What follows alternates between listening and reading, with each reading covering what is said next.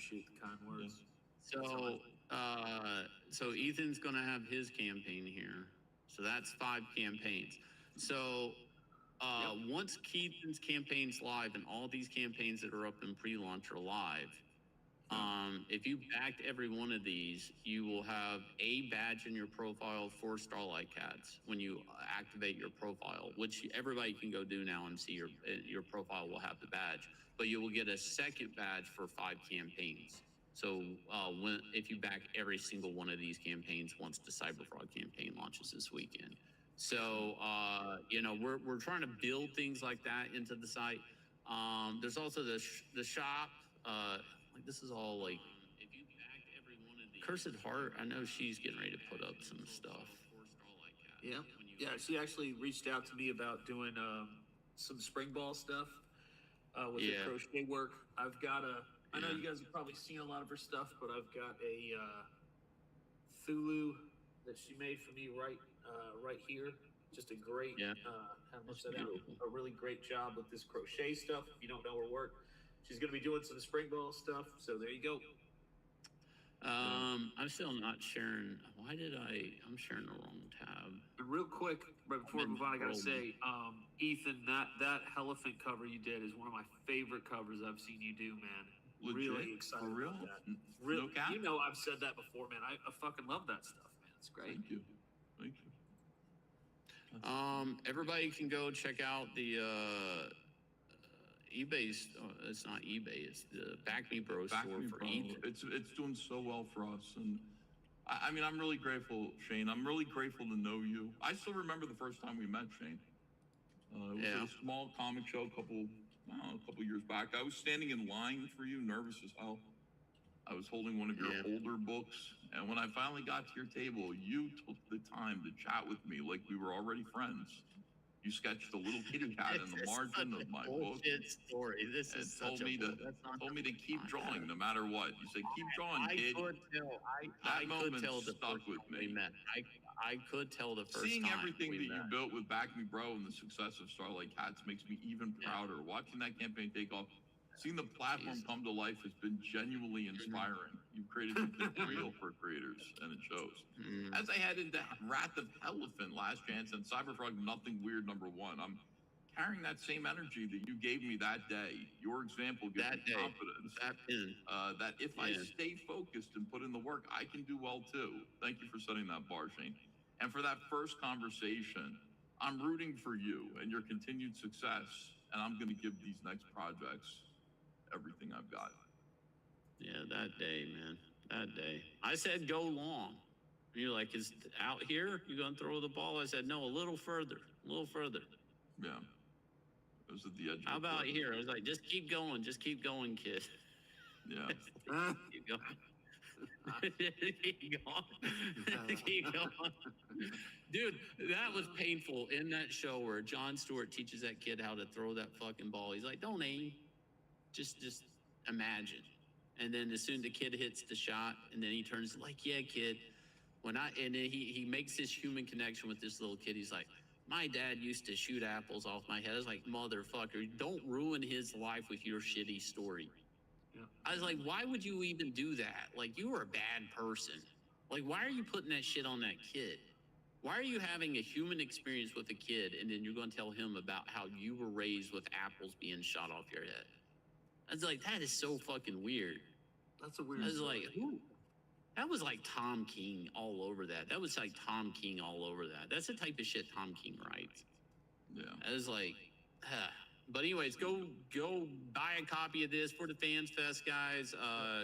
Grab a copy before he changes the prices. You get that fucking. This is normally that metal cover is usually like a fucking $90. I know. I laughed so hard when I saw this campaign. I said, so I can choose whichever I want. It's all $25. I get the regular cheap version for $25, or the super expensive metal license plate cover version for $25. I wonder which one I'm going to choose. And it just seemed like, somebody who isn't into comics made this campaign, somebody who doesn't understand comics. This is like 2% Eric July, where it's like doesn't understand comics, but doesn't know how to bilk the fans. And that's a problem, man. That's a problem. Like, Eric knew how to bilk the fans. Matt doesn't know. Yeah, what does he know? He used to work for DreamWorks, you know, Pixar. He used to work for Pixar. He doesn't know comics. Yeah. So with that said, set up a time for her to look over your campaign, make sure everything's on the up and up, because I don't want any errors like there was with Matt, especially when it comes to the shipping stuff. She can look at it, right? Okay, Ethan? I will, yes, I definitely will. And it's going to be Thursday. Okay. We got to get it up there by Thursday. Yeah, So that's tomorrow. Yeah, please. Okay, I just want her to. Wait, you're launching tomorrow? No. I'm gonna be putting the campaign together tomorrow. Putting the campaign together, yeah. It's not as complicated as you think, but I just want her to overlook it and make sure everything's in the right place. Once we get one done, we're gonna know how to do it, and you know that's the thing. Shane, I still remember Shane. Shane, I still remember the first time we met. It was at a little indie comic shop meetup in a coffee shop a few years back. I was just sitting there sketching. When you walked in, you spotted one of the books on my table. You pulled up a chair like it was no big deal. We ended up talking for almost an hour. Ethan, he's not even here. You made him leave. What? He left. He said he's done. I think he's done. Oh, I don't need him to be here for this. Hold on a second. Oh, he's back. I thought Shane, I still Star remember. Keys was a kid book, but it's so much more. Thank you, Peppermint Space Capsule. I haven't seen you in my chat in quite some time, sir, ma'am. I don't know who you are, but I remember you, and I appreciate you being here once again. I haven't seen you in a while. Huh? I remember you, Shane. I still remember the first day we met. It was at a little indie comic meetup at a coffee shop a few years back. I was just sitting there sketching. When you walked in, spotted one of the books on my table, pulled up a chair like it was no big deal. We ended up talking for almost an hour about stories, cats, and how indie creators need better tools. You didn't act like some big shot artist. You just treated me like another guy in the same fight. That chat still sticks with me. Seeing what you've done with Back Me Bro Shane and how well Starlight Cats has done makes me really proud. Watching that campaign take off and the platform actually come together has been pretty cool. You've built something real for creators, and it shows. Now, as I'm jumping into Wrath of Elephant, Last Chance, and Cyberfrog, Nothing Weird #1, I'm trying to carry the same energy from that day. For some reason, it's difficult, though. Your example makes me feel like if I just stay focused and put in the work, I can do all right, too. Thank you, Shane, for setting that bar for that first conversation. Yeah. I'm rooting for you, and I'm going to give these next projects everything I've got. Yeah. That was beautiful. Yeah.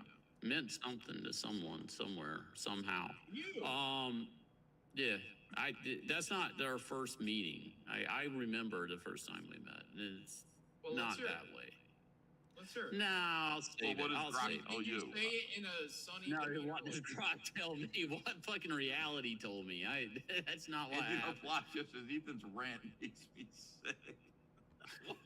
It was so nice. What? It is sickening.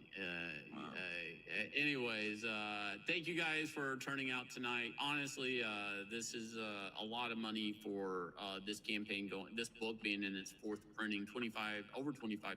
I never thought I'd hit $25,000 with this campaign, period. So thank you guys. And Peppermint's back for $2 more. I'm here. Time zone sucks. Keep missing you. Thank you, Peppermint. Thank you. I like knowing that you guys still hang around. Should have hit 26K. Yeah, but then we wanted to argue about Green Lantern. That's it. You know. And well, we were having a conversation. You know, an adult conversation where we were discussing things, and the chat was engaged. Which was nice. Yeah. So there is this theory, and I'll end it on this: that with some of these properties, they start aging up with the audience, and that is a problem. But you know what's weird is the properties that don't age up with the audience, like Super Mario Brothers, like Pokemon, these fucking things have never aged up with the audience, and somehow they stay evergreen, and they're vital. They're not wounded properties and IPs. They're not being gender swapped, race swapped, or any of these things. They stick to their guns. And it's like, I just don't know. Whenever I see like I'm just saying the Green Lantern show reminds me of its age. Yeah, I'm older, and it is a true detective type TV show that I would normally watch. And I'm like, but maybe that shouldn't be a Green Lantern show. I don't know. I don't know. That's just my mentality there. I'm starting to look at things like that a little bit. I don't know.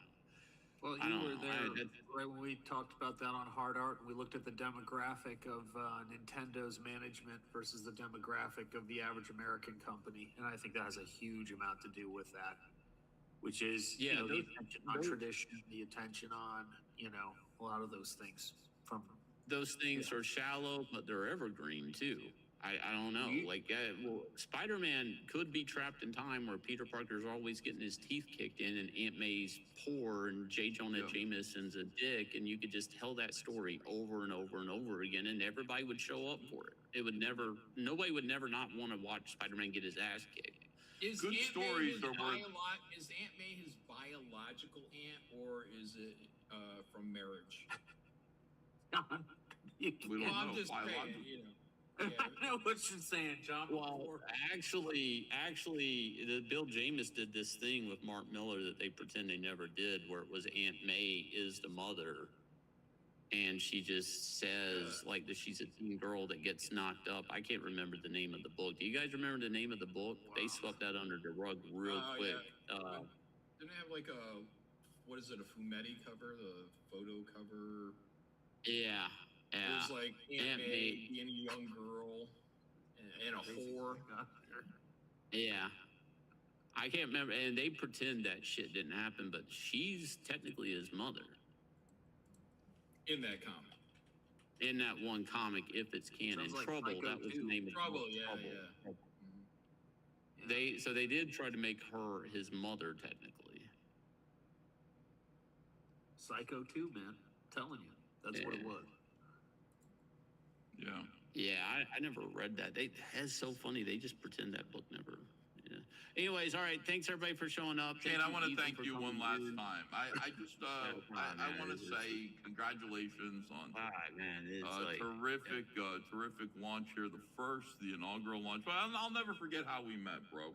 Airport in Dubai, right? It was an airport in Dubai. Both of us were getting hosed down with that chemical lice spray, like a couple of damn sprays before we could fly back into Philadelphia. Standing there, dripping wet with white chemical foam, looking at each other like, what the hell is even happening here? And somehow that was the start. That was just the start of us becoming friends, lifelong friends, and comic book creators together. Only us, man. Boy, I'm glad that weird ass day turned into something real, because now here we are. I'm jumping into Elephant, The Last Chance, Wrath of Elephant, Cyberfrog, Nothing Weird #1, trying to keep the same energy of just aloof, ha ha ha, anything can happen, bro, right? Kind of energy from that day that I shared when I met you. Your example, Shane, makes me feel like anything can happen, bro. Anything can happen, bro. Especially on work, I can do all right too. And I want to thank you for setting the bar, Shane. And for that first conversation, I'm rooting for you, bro. Thank you, Shane. I'm going to give these next projects everything that I've got. Thank you, Shane. Thank you. Yeah, words, sincere. Yeah, very, very telling. All right, we got one super chat here. 200 Watt Studios. I remember the time I saw you, Shane. Finally, I worked up the courage to say hi at your table, but you were kissing a girl. I killed a hobo that night. Fuck you. That's fucked up, man. That didn't happen. That's a lie. I don't know. I mean, that could have been a confession right there in the chat. That was beautiful. Howard Stern calling. Yeah. That's fucked up because you're trying to put that shit on me. Like, if I hadn't been kissing that girl, that hobo would maybe still be alive. Maybe, yeah. Oh, man. Like, that's on me. Maybe if I wasn't a good-looking man, that hobo would still be had air in his lungs. I don't know. All right, everybody have a good night. I want to thank everybody for being here. John, Malin, all that. Launching Elephant this weekend, guys. Don't forget, everybody. Do not forget to be with us on Sunday to launch Elephant. This is going to be great. Shane, I'll never forget the first time that we met. I really appreciate you. I'll forget.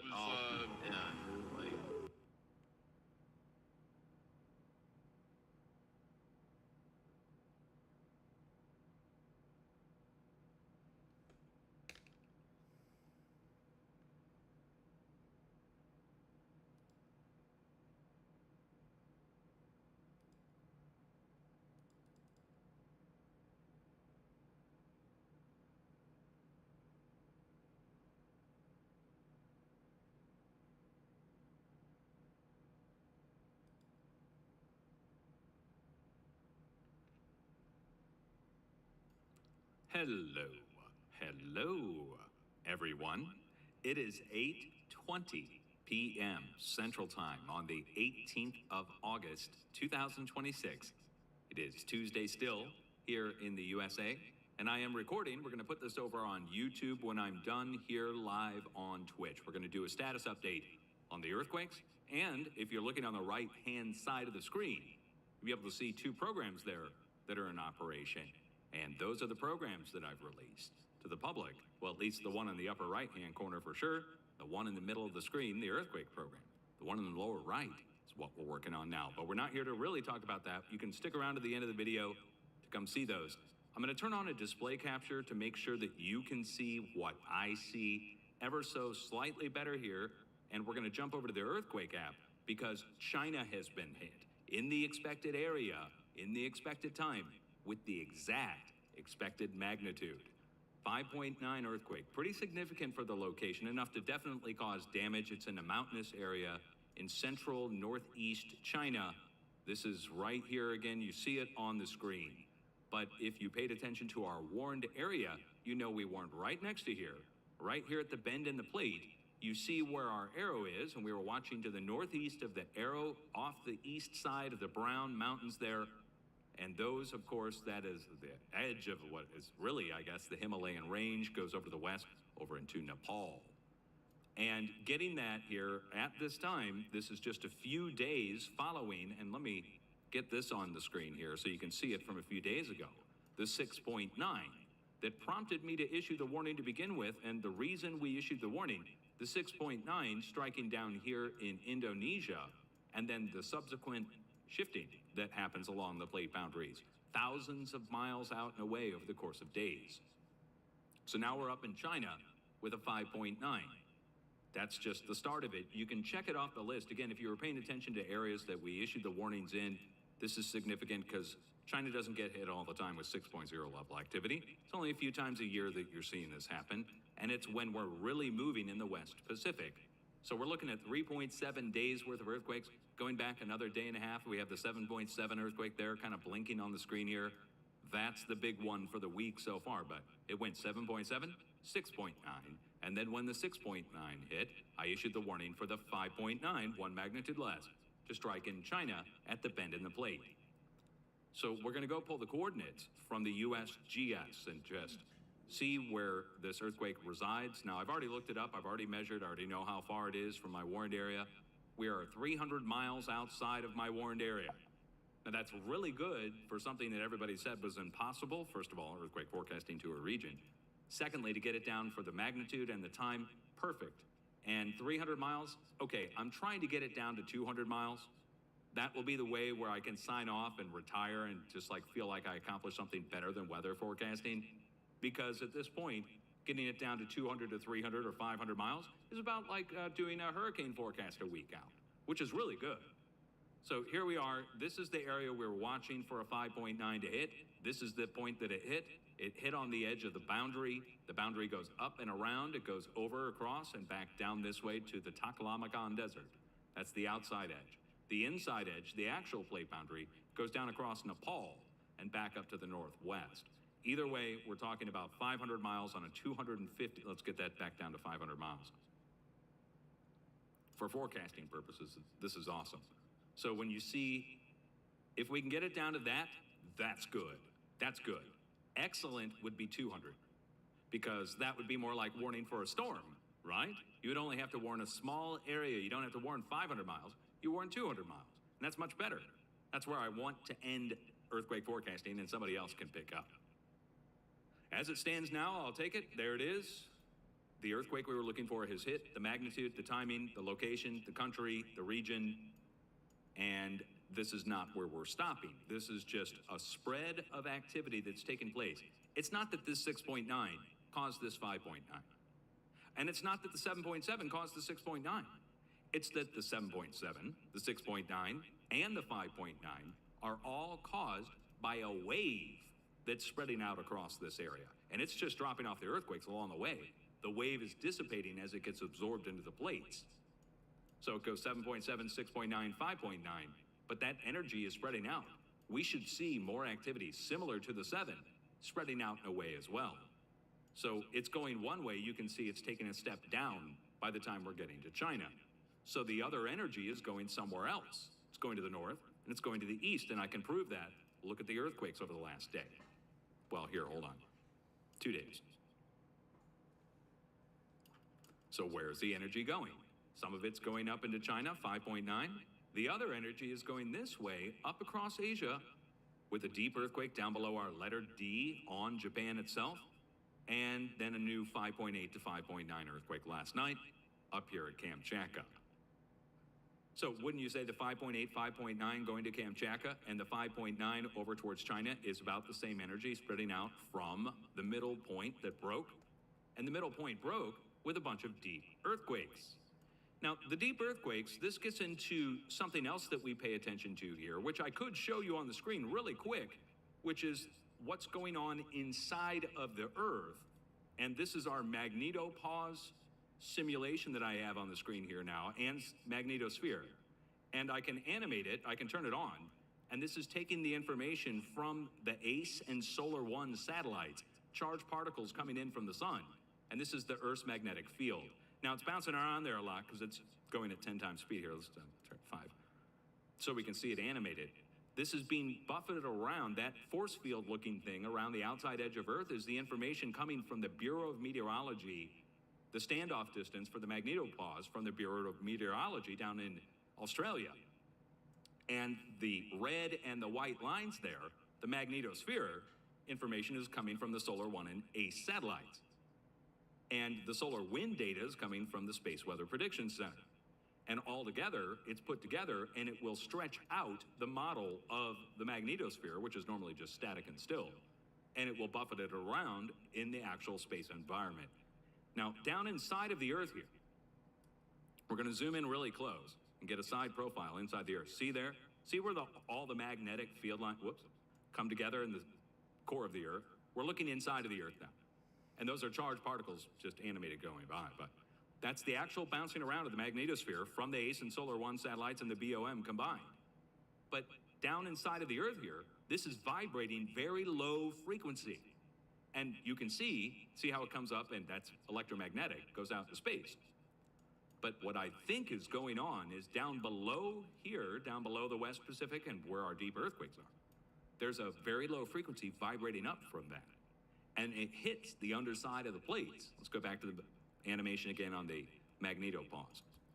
And that coming up and hitting the underside of the plates here, we're vibrating up with a very low frequency. And when that presses too much or hits too much on the underside of the plate, or too much force or power builds up on the underside of the plate, we get deep earthquakes. And the deep earthquakes are just a sign that this energy is coming up, and when it comes up, it then spreads out. And it spreads out following these, like a wave guide in a microwave would guide the microwave to your food. Instead, this is a very low frequency, and it's being guided by these plate boundaries, out and away. So then we get a 5.9 up here in China, and we get a 5.8 up here in Kamchatka, as the wave is vibrating up, out, and away towards Kamchatka and towards China. But that means it's also vibrating out and away over to the east, down towards New Zealand, and across the Pacific, and around the planet too, really, if you think about what that means electromagnetically. That if inside those red lines here is contained a very low frequency or ultra low or extremely low frequency ELF wave that's spreading out, that VLF, ELF wave is what's causing the earthquakes worldwide. And that's why we're getting the same sized earthquakes spreading out in one direction and the other from where the hammering action is coming up from down below. And when you start seeing multiple deep earthquakes, that lets you know there's major hammering going on. So it's not the deep earthquakes causing other earthquakes. It's that all these earthquakes on the screen are caused by that electromagnetic force, which is going up and out and away through the plates, and it's being fed power from the sun. This then gets into the sun and why we pay attention to what's going on the sun with charged particle storms and ejecta that comes towards the Earth. This is the Earth face inside of the sun here with the SDO. And it comes towards the Earth, and you start shooting off a whole bunch of charged particles. Well, let me show you what happens in the model when we turn up the solar wind and the charged particles. We can do that. I can turn off the real feed and turn on a manual feed to crank up the solar wind. Now watch this. Let's get it all the way up. We'll go take it up to the highest I've ever seen it, which was like 900 something. I know it's gone more, but let's put it at like 970. So now we have a boatload of charged particles coming in, and when we're absorbing those charged particles into the magnetic field, we're also stretching it out. Look at that. And it's like an electromagnetic vortex that gets pulled into the center of the Earth. Now let's go down and look at what would happen if there was a huge solar wind coming in with this. Look at the inside. See how it's jumbled and vibrating? But that's low frequency. We're talking thousands of miles distance across here. So we're talking about a vibrating low frequency. That would be if the solar wind was that. But right now we're at 400 to 500 kilometers per second, which is still pretty high. It can go much bigger or much higher. But I think that's what's causing our deep earthquakes. And then the deep earthquakes let us know, keep watch. And then right up above the deep earthquakes, up comes shallower, larger earthquakes, equidistantly spaced somewhat as we spread out across a huge distance. So now that you have an explanation on that, I hope you enjoy those tools when I release the magnetosphere monitor. We've already released the solar, we've already released the earthquakes, magnetosphere is next, and that's what we just looked at.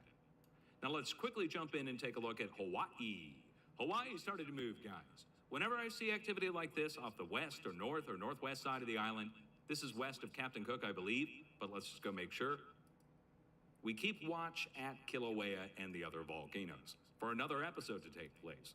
Usually when there's seismic activity coming in from the west or northwest side of the island, the big island, it's usually followed by that episode activity inside of Kilauea.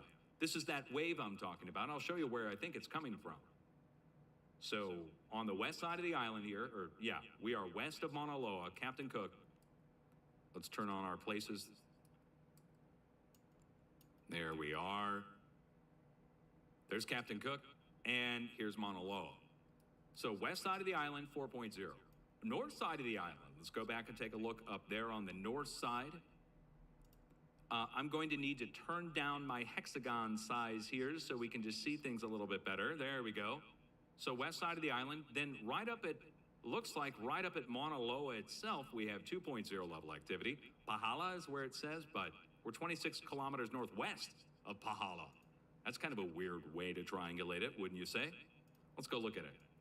So 4 point off the coast or along the coast on the west side. Yep, we're right up next to the crater of Mauna Loa. So coming in from the west, going across this way over towards Kilauea.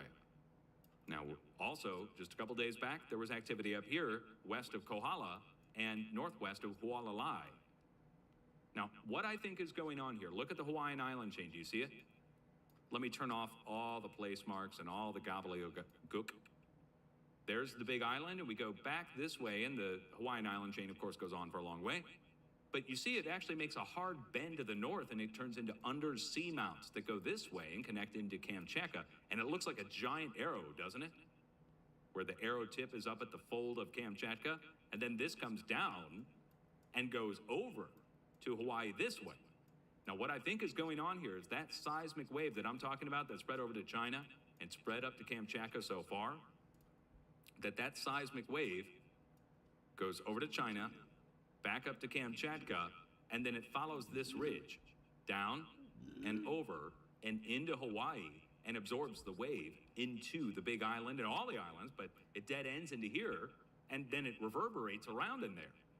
The wave that drops off the earthquakes along the way, and we get an eruption.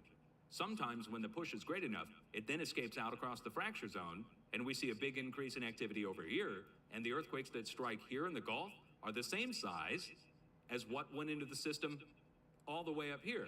And so you get like a 4.5 and a 5.8 up here, then you get a big flare up in Hawaii, then over here you get a 4.5 and a 5.8 over here as the wave transfers. And it's a giant wave, a long wave, as I showed you in that model earlier, that the peaks between the waves, we're talking ELF, we're talking thousands of miles in between the peak in a valley of a large, very low frequency wave. Okay, so let's go back and take a look at the earthquakes over in the United States now. Oh wait, I can turn up our hexagon size now that we're done talking about a small location. So I mentioned the wave, and it's thousands of miles apart between peaks in many cases. But then it shrinks. When the wave gets absorbed into plates, I've noticed, that the spacing is the same, like same equidistant kind of spacing, but that it's closer together. That goes from ELF, which is thousands of miles apart, to VLF, which is tens to hundreds of miles apart. As it goes into a plate, it goes up in frequency from lower to higher. But it still drops off earthquakes along the way, equidistantly spaced. And the spots that it finds, whereas internationally it's finding weak points in the middle of the plate that's just a mountain range or a natural area, that once we go up into the VLF level, we start interacting with man-made sources, like drill points in the ground that go down a few thousand feet. They're like a VLF antenna down in the ground, simply put. Long shaft with a long metal pipe or similar going down into the ground that's been drilled, even just a simple drill point that goes down a few thousand feet, all of a sudden it's acting like a resonator or a string to be plucked in the ground as this wave goes through. And so hence we get earthquakes at the drill points, earthquakes at the volcanoes, earthquakes at the power stations where they're generating very low frequency from humans, nuclear power, coal-fired power, natural gas, solar, hydroelectric, and geothermal. They're all being hit with earthquakes where we're generating very low frequency power as this seismic wave comes through and hits. So let's go look some of these up. Fruita, Colorado. Western Colorado, right at the border with Utah. Just east of the border with Utah. Let's go see what's there. I have no idea what's in Fruita, Colorado, but I do want to find out, don't you? It's a rare earthquake there, somewhat. Doesn't happen every week this way. Is there anything here nearby worth mentioning? Well, right now I see a lot of erosion control being done there with the scrape outs on the ground. That's what that is. What are these? Hold on. Oh, wow, isn't that nice? Oil and gas wells. We've got ourselves an oil and gas pumping operation here. Looks like mainly wastewater disposal, a form of fracking even, where they can inject toxic water down into the ground. It then breaks apart the shale and releases oil and gas. And then they leave the toxic water, of course, down on the ground, kilometers down, a kilometer down, 3,000 feet. Okay, so look at that, large oil and gas field here. Look, it says oil and gas right here as well. There we are, oil and gas. And more oil and gas. Wow, we got a large pumping operation here. This is pretty big. Definitely is a large oil and gas pump.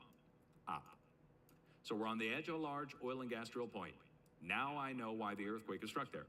Think of it again.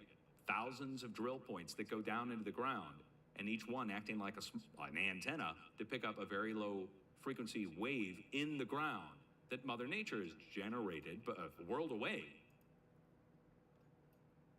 Yeah, it's all very interesting to look at, but let's go look at the other, wait, hold on, just closed the wrong window there. Let's go look at the other earthquakes. To go down to Texas, it is the same thing, exactly.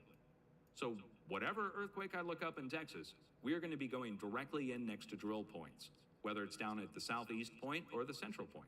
Millions of drill points across this area. That's why the seismic wave is seeking out this area. Previously, it sought out the volcanoes in Texas. The wave would come down, and instead of hitting these drill points, it would come down and it'll hit the volcano right next to here. I'll show it to you. Cause a compression in the volcanic field and so forth. Now, do you see all of these white squares on the ground? The white squares now, not the roads. The roads make squares, but then there's rectangles and squares like this. Each one of these is a different oil and gas drill. Look how many, wow. Look how many drill points are at this point alone. These are jacks. This isn't a jack storage yard. These tanks correspond with the pipelines. Let's see, 1, 2, 3, 4, 5, 6, 7, 8, 9. At least 7, might be shadows of the other 2, but that's at least 7 drill points right there. So that gives you the picture, and then you see how many there are. It goes all the way around and right up to it. 100 feet away, a few hundred feet away. Oh, look, there's a team of people out there with a derrick and all the pipeline where a team of guys there, look at all the cars there. They're doing a drill right there on the first of this year, May 1st, 2026. All right, well, you get to see it in action in real time because, well, not real time, but close to real time. That's the earthquake down here to the southeast. Now, the rest are across a famous location, Midland, Texas, the Bush family, that's where they're from. You guys remember that. Over on the west coast, let's take a look and just look on California's coast and Nevada. Let's also turn down the magnitude so we can see all the microquakes. What we want to see here is, have the number of earthquakes increased, just number of earthquake-wise. We call that a frequency increase. And a frequency increase is just as significant as a magnitude increase. So everybody pays attention to the magnitude increases. You start going up from 2s to 3s to 4s to 5s, people start to notice. But hardly anybody notices when we go up in the number of small earthquakes. I pay attention to that because it's a sign that the area is getting ready to break. And the small vibrations first are the sign of that wave that I've been telling you about, this whole update, coming in. So small vibrations first, then the wave arrives. It's kind of like the arrival of a wave in the ocean. Now look at the line of earthquakes. The biggest of the bunch, a 3.2 up here on a place called the Gorda Escarpment on the northwest coast of California. It's just a 3, but still, that's the biggest of the bunch. 3 coming in, 2s and 1s going down through the Bay Area, down across the creeping section. But then notice something. Once we get down to Parkfield, California, we jump over into the valley. So it's a definitive diagonal line of earthquakes that goes down the San Andreas. But why are we derailing there and going over into the valley like that instead of carrying on further down through LA, which we'll get into in a second with LA because, well, near 3s have struck equidistantly spaced going around right down to LA. But notice, we're going across the valley there. Why do we jump off? Well, I'll show you what's there, and I've showed it 1,000,000 times now, maybe not 1,000,000. 1,000 times now I've showed this. We come down the San Andreas and we get down here to Parkfield. Once we jump over to the east, look what picks up. The earthquakes are striking right in the middle of this. More of the same of what I just showed you down in Texas, which is drill points. And those drill points go down the valley this way across what's called Missouri Triangle of all things, even though it's California, with more oil and gas wells. I'm just randomly zooming in to prove to you that these are oil wells, because again, you show it from far away, people don't get the picture of how many there are. But when they've done whole sections like this along the San Andreas, I mean, this is the San Andreas right here. And then these are all the drill points. So thousands and thousands and thousands of drill points all the way down. Whole mountain range is done. This whole thing is a oil pumping operation. You can see the regular foothills here, if it'll load, and then you can see the oil pumping ops, where they scraped out all the hilltops and put in jacks and pumps and pipelines all the way across it. But that's, again, I just showed you a good section from all the way up here. The interior western side of the valley is all drilled, all the way down to the south tip and around and back up to here. Again, I could just rando zoom in on any one of these and show you the thousands of wells. It's insane, actually, because, you know, you think about California, you think about them being environmentally friendly and so forth. But come on, I mean, look what they did to the valley here. Even down through the farm fields. I'm not laughing. I mean, I am snickering, but it's a sarcastic snicker, because up back through the farm fields this way, and back up this way through the farm fields this way.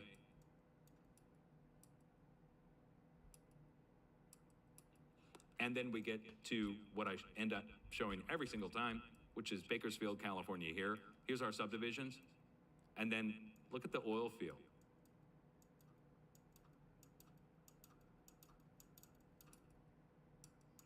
And that's just the tip of it. It goes all the way up here to a place called Halfway House, California,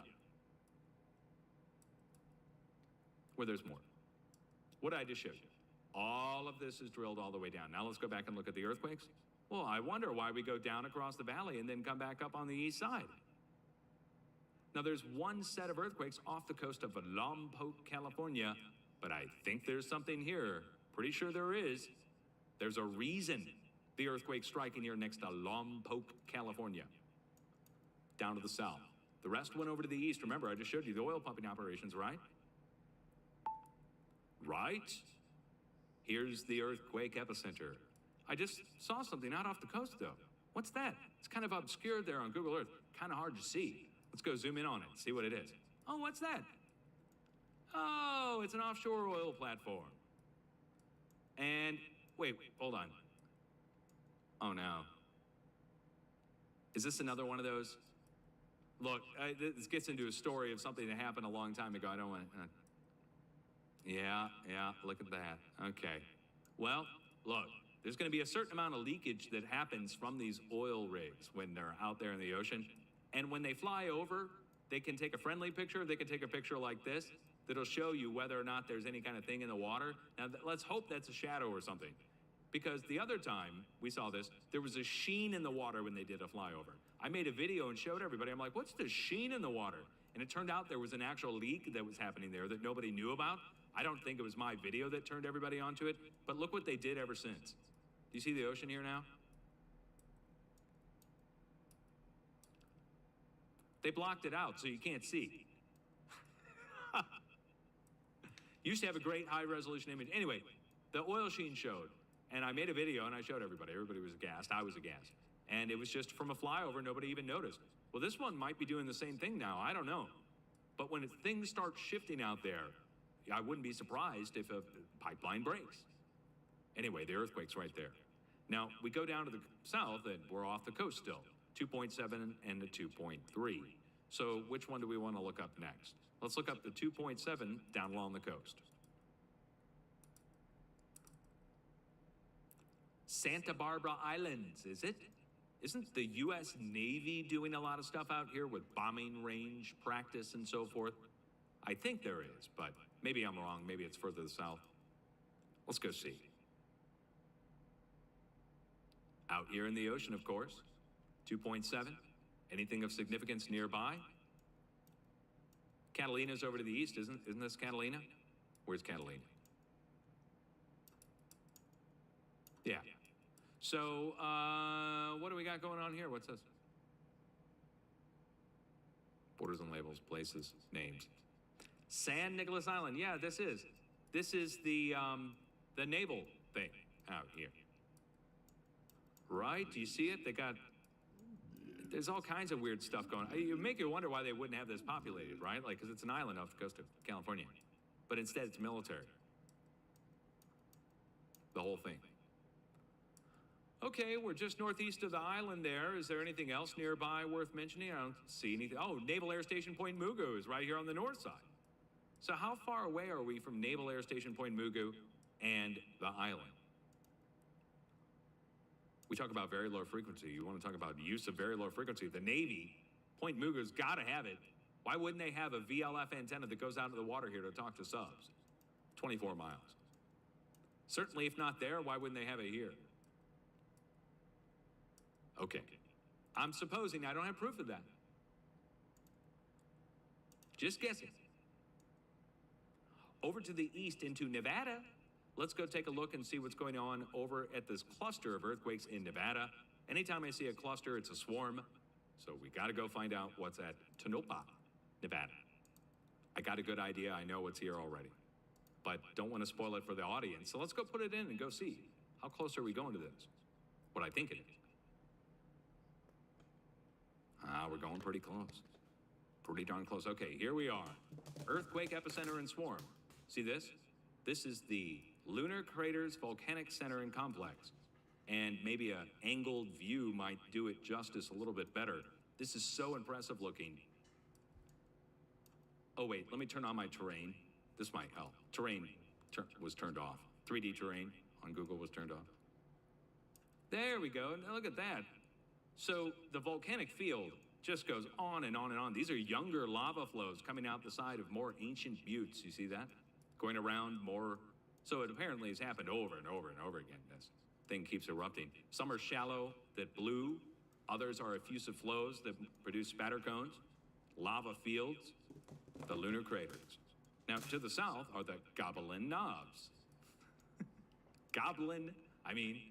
Knobs. And I know it's gonna, oh God, people in chat are gonna blow up. So the Goblin Knobs are here and they're just like the lunar craters, but they're older. Now, to the west and southwest of here, we get into an interesting location. I don't really want to talk about too much because we're far enough away that I don't think it's directly related. But right down here, all of these, do you see these? They look like drill points that we were just looking at. And they are drill points where they injected nukes into the ground and did underground nuclear tests at these locations in the 1970s, 80s, and into the 1990s. Here, they did the megaton blasts. So you guys may be familiar with all the nuke tests. Phalanx, Chancellor, September 1983, 143 kilotons. They went up into the megaton level at those sites.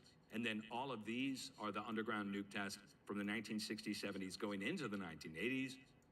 Hundreds of them underground. So we're right next to it, but we're far enough away. You see, we're far enough away, I don't think it's related to there. If we're getting an earthquake swarm breaking out here, it's directly next to a volcanic field. I would think it's related to the volcanic field. Unless there's something else here that I don't know about, some kind of electronic warfare test range or something that I just don't know. But the location next to it's called Hot Creek. I'm not surprised.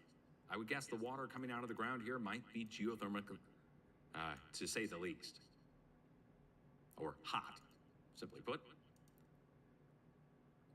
Anything else worth mentioning? Southern California, how about that strikeout for me last week, looking for a 5.0 earthquake to strike Southern California, and instead a 4-point-something earthquake struck South Nevada.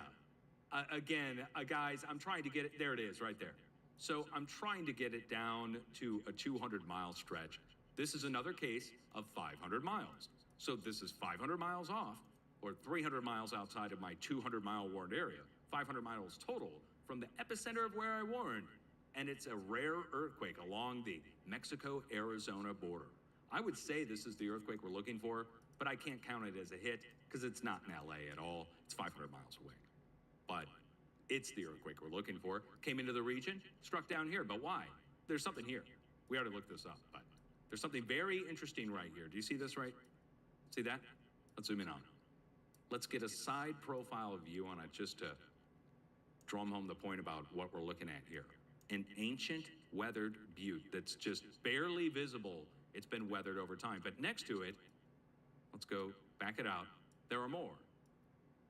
There's one right here. And this one still has a conical shape and its spatter cone and its sill still on.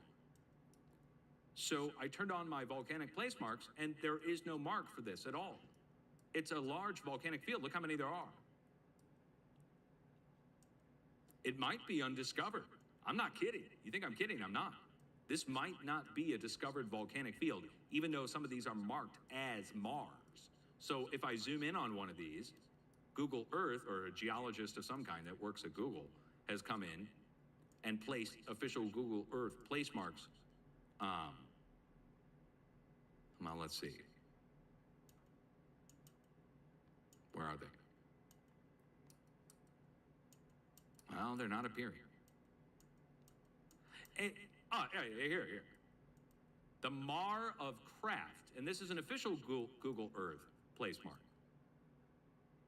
Historical landmark.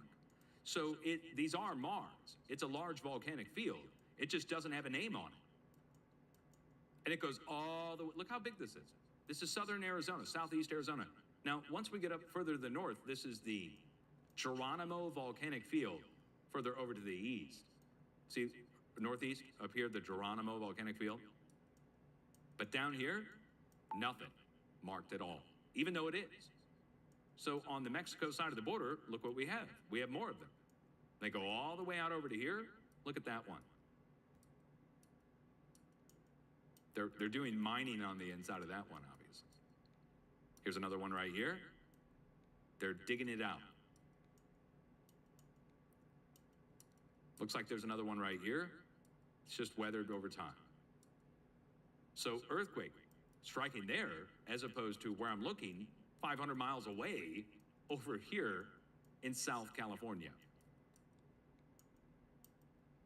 But again, it's far enough away, I'm like, man, like, so if I'm warning down here for a 5 or a 4.9 is what I warned for, and this earthquake came in at 4.5 originally, so a 4.5 hits down here, it's 500 miles away. I can't get on and make a video and be like, oh, there it is.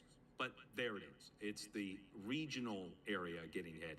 I would love to get this down to 200 miles. I think I can. I think we can, with enough practice, research, study, and reporting of earthquakes. I think we can get this down, guys. Same for everybody. I think you can all learn how to do forecasting. If you want to know how to do it, the directions are out there for anyone to understand. Now, let's wrap this up.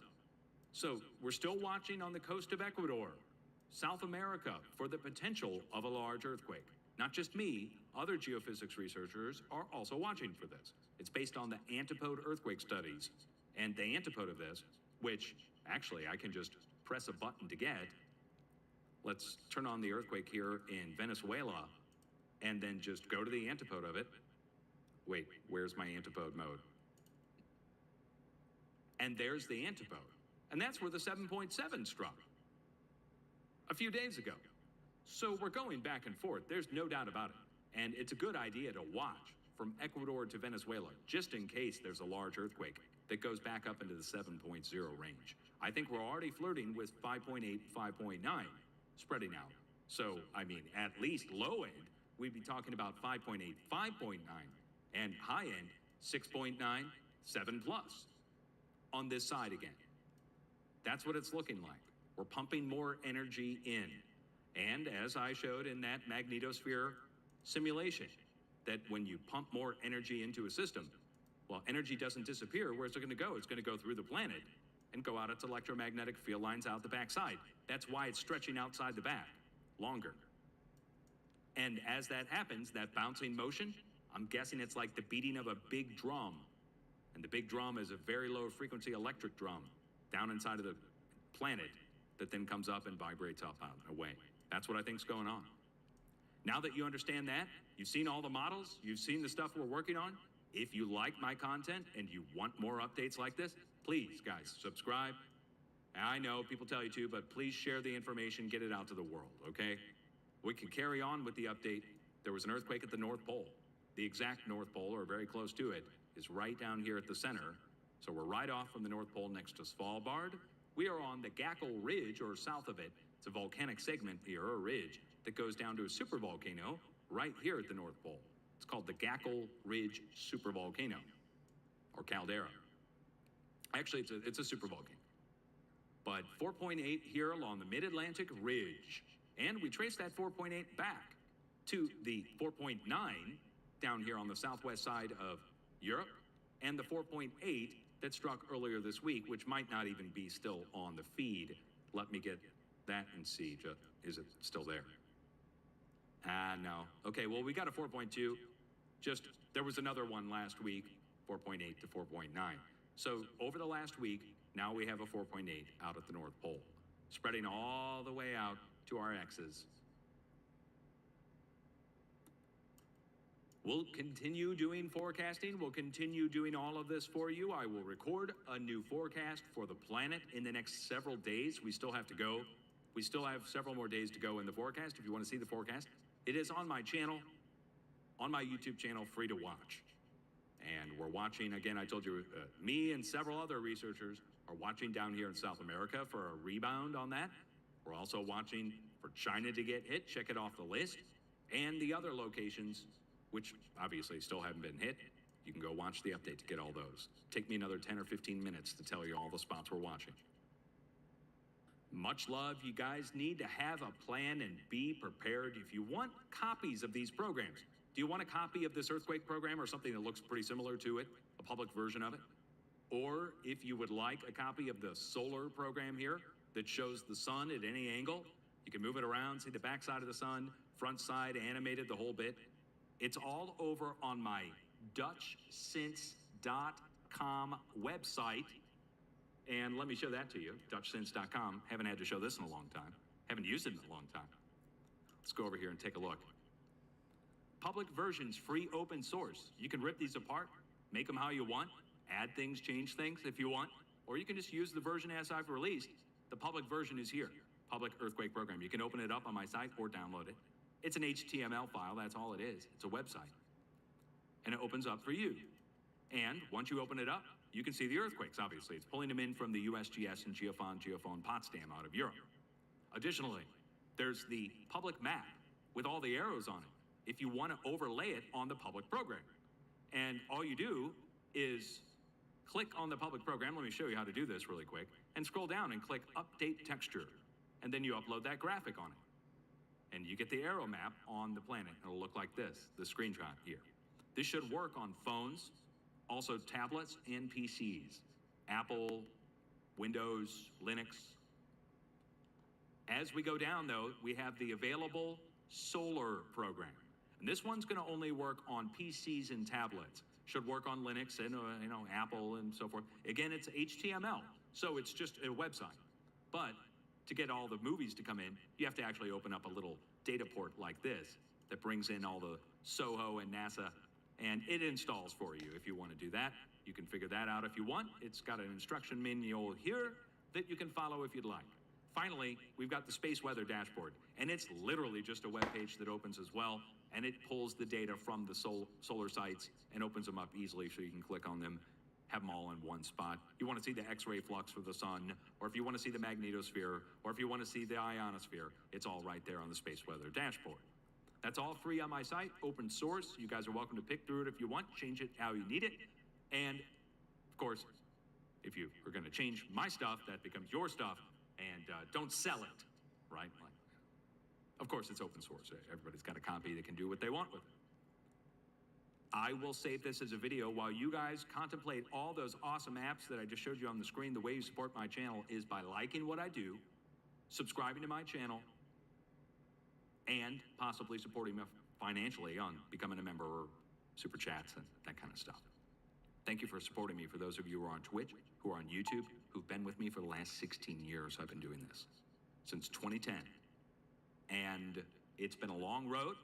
If you would have told me that I would have my own geophysical tools that I had to develop for the observing of the things that we want to observe when it comes to geophysics, I would have been mind blown to find out that this was all happening in the year 2026. So here we are, it's officially the future.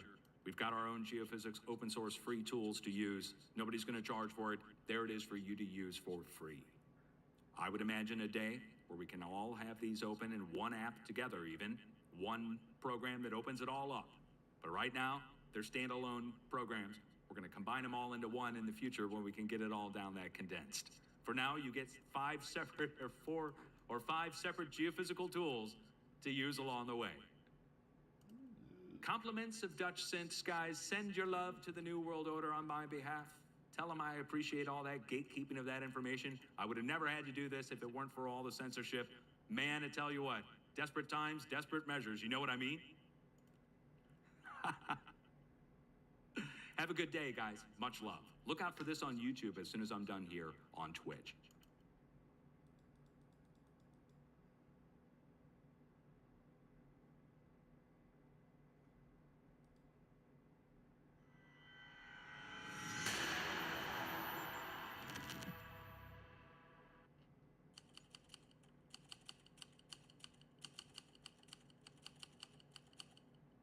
Welcome once again to Esoteric Guardian.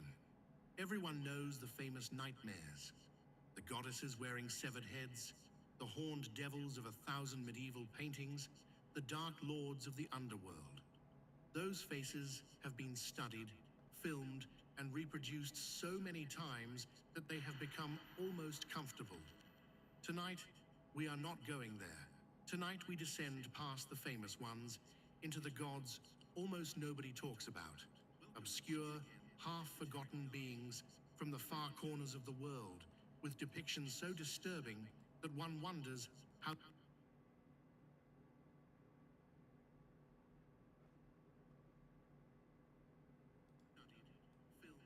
and reproduced comfortable. Tonight, we are not going there. Tonight we descend past the famous ones. Expected to catalogue monsters. What I found was something far stranger, and it has stayed with me ever since, over and over, in cultures separated by oceans that never once touched. The most hideous face in the temple turns out to be the protector. The thing with the fangs is on your side. everywhere and independently, reached that same conclusion is the question we will try to answer tonight. Let's descend. There is a bronze statuette in the Louvre, catalogue number MNB 467, about 15 centimeters tall. You could hold it in one hand. Most visitors walk right past it, and yet across the back of its four wings runs an inscription in Akkadian, written by someone nearly 3,000 years ago. An inscription in the first person, as if the object itself were speaking. It says, "I am Pazuzu, son of Hanbu, king of the evil Lilu demons." Stop and consider what that means. The statue introduces itself. It declares its own royalty over the spirits of the air. Whoever cast this bronze did not think they were making a decoration. They were making a container for a presence. And they let the presence sign its own work. Now look at the thing itself, because the details matter, and I mean every detail. The face is the first wrongness. It's not a lion, not a dog, not a snake, but a starved fusion of all three. A skull-tight canine muzzle pulled back in a permanent snarl, bulging eyes, horns curving off the brow. The body is a man's body, emaciated, every rib articulated, but the hands end in the claws of a predator, and the feet are the talons of a bird of prey, gripping like it just landed. Two pairs of wings spread from the back. A scorpion's tail curves behind. And between the legs, the sculptors added the detail that tells you they wanted maximum wrongness, a serpent-headed phallus. Every single component of this body is taken from something that stings, tears, crushes, or poisons.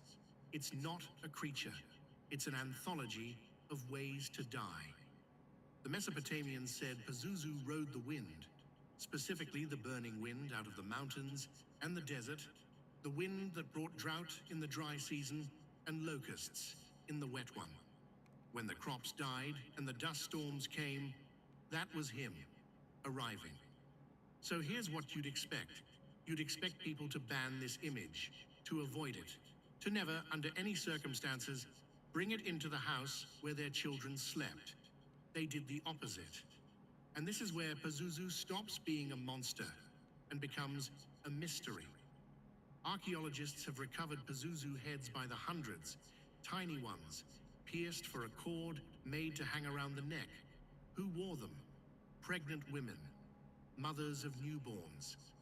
They hung his snarling face over cradles and pinned it at thresholds, always facing outward, toward the door, toward the dark.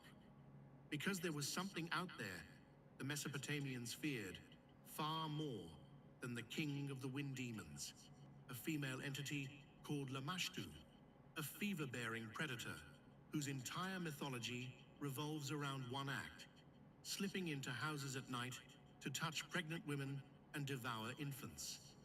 The texts describe her as the daughter of the sky god himself, cast out of heaven for her appetites. Miscarriage, crib death, childbed fever, in Mesopotamia, all of that had one name, and that name was Lamashtu. And against her, they deployed Pazuzu. On protective plaques, you can see the whole confrontation staged in bronze. Lamashtu at the center in all her horror, and Pazuzu's head peering over the top of the scene, or his figure standing behind her with a claw extended, driving her back down to the underworld. One late Babylonian ritual text is completely explicit about the mechanism. Make a Pazuzu necklace. Hang it on the afflicted person. His evil was the medicine. The logic, and I find this logic genuinely profound, was hierarchical. He is the king of the demons, and a king can command his subjects to leave.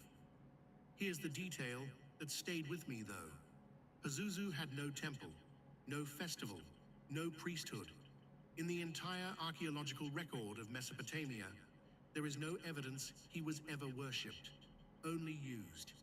He was a household instrument, a blade kept by the door.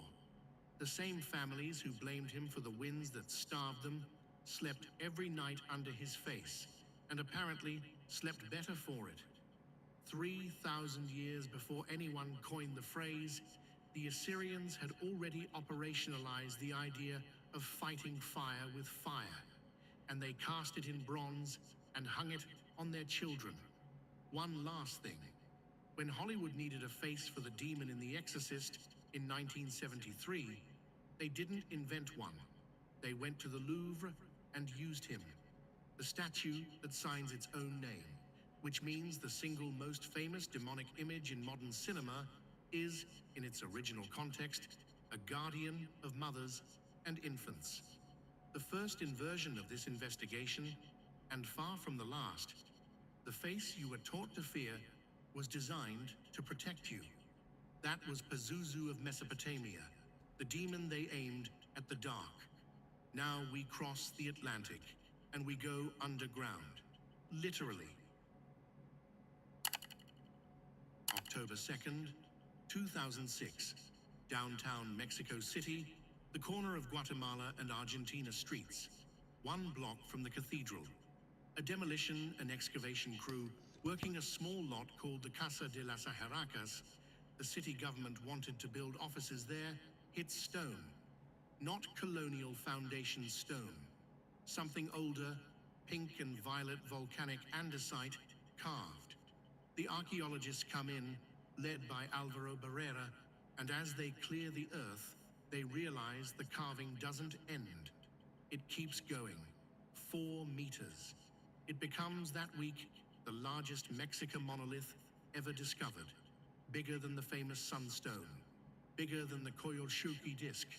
12 tons of carved rock that had been lying face down under a parking lot in one of the largest cities on Earth. And when they finally saw what was carved on it, with its original paint, red and ochre, still clinging to the stone after 500 years, they were looking at a face with a river of blood pouring out of its mouth.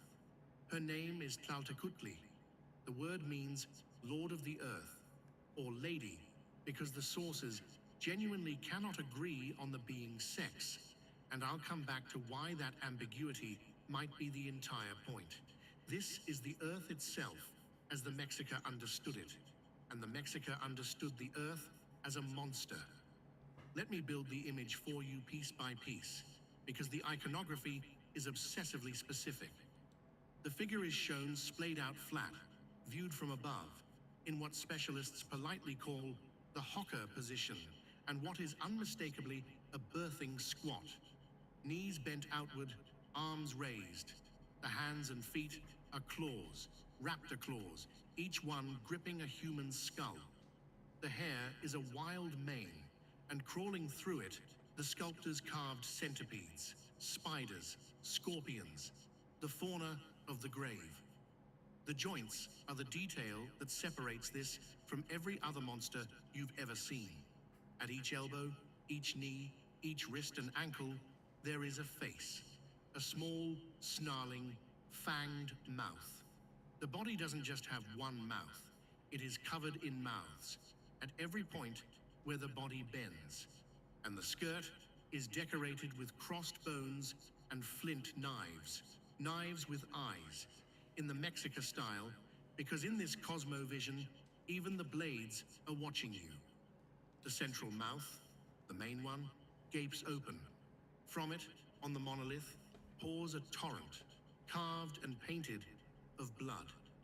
Why does the Earth look like this? Because of what was done to her. The myth survives in early colonial sources.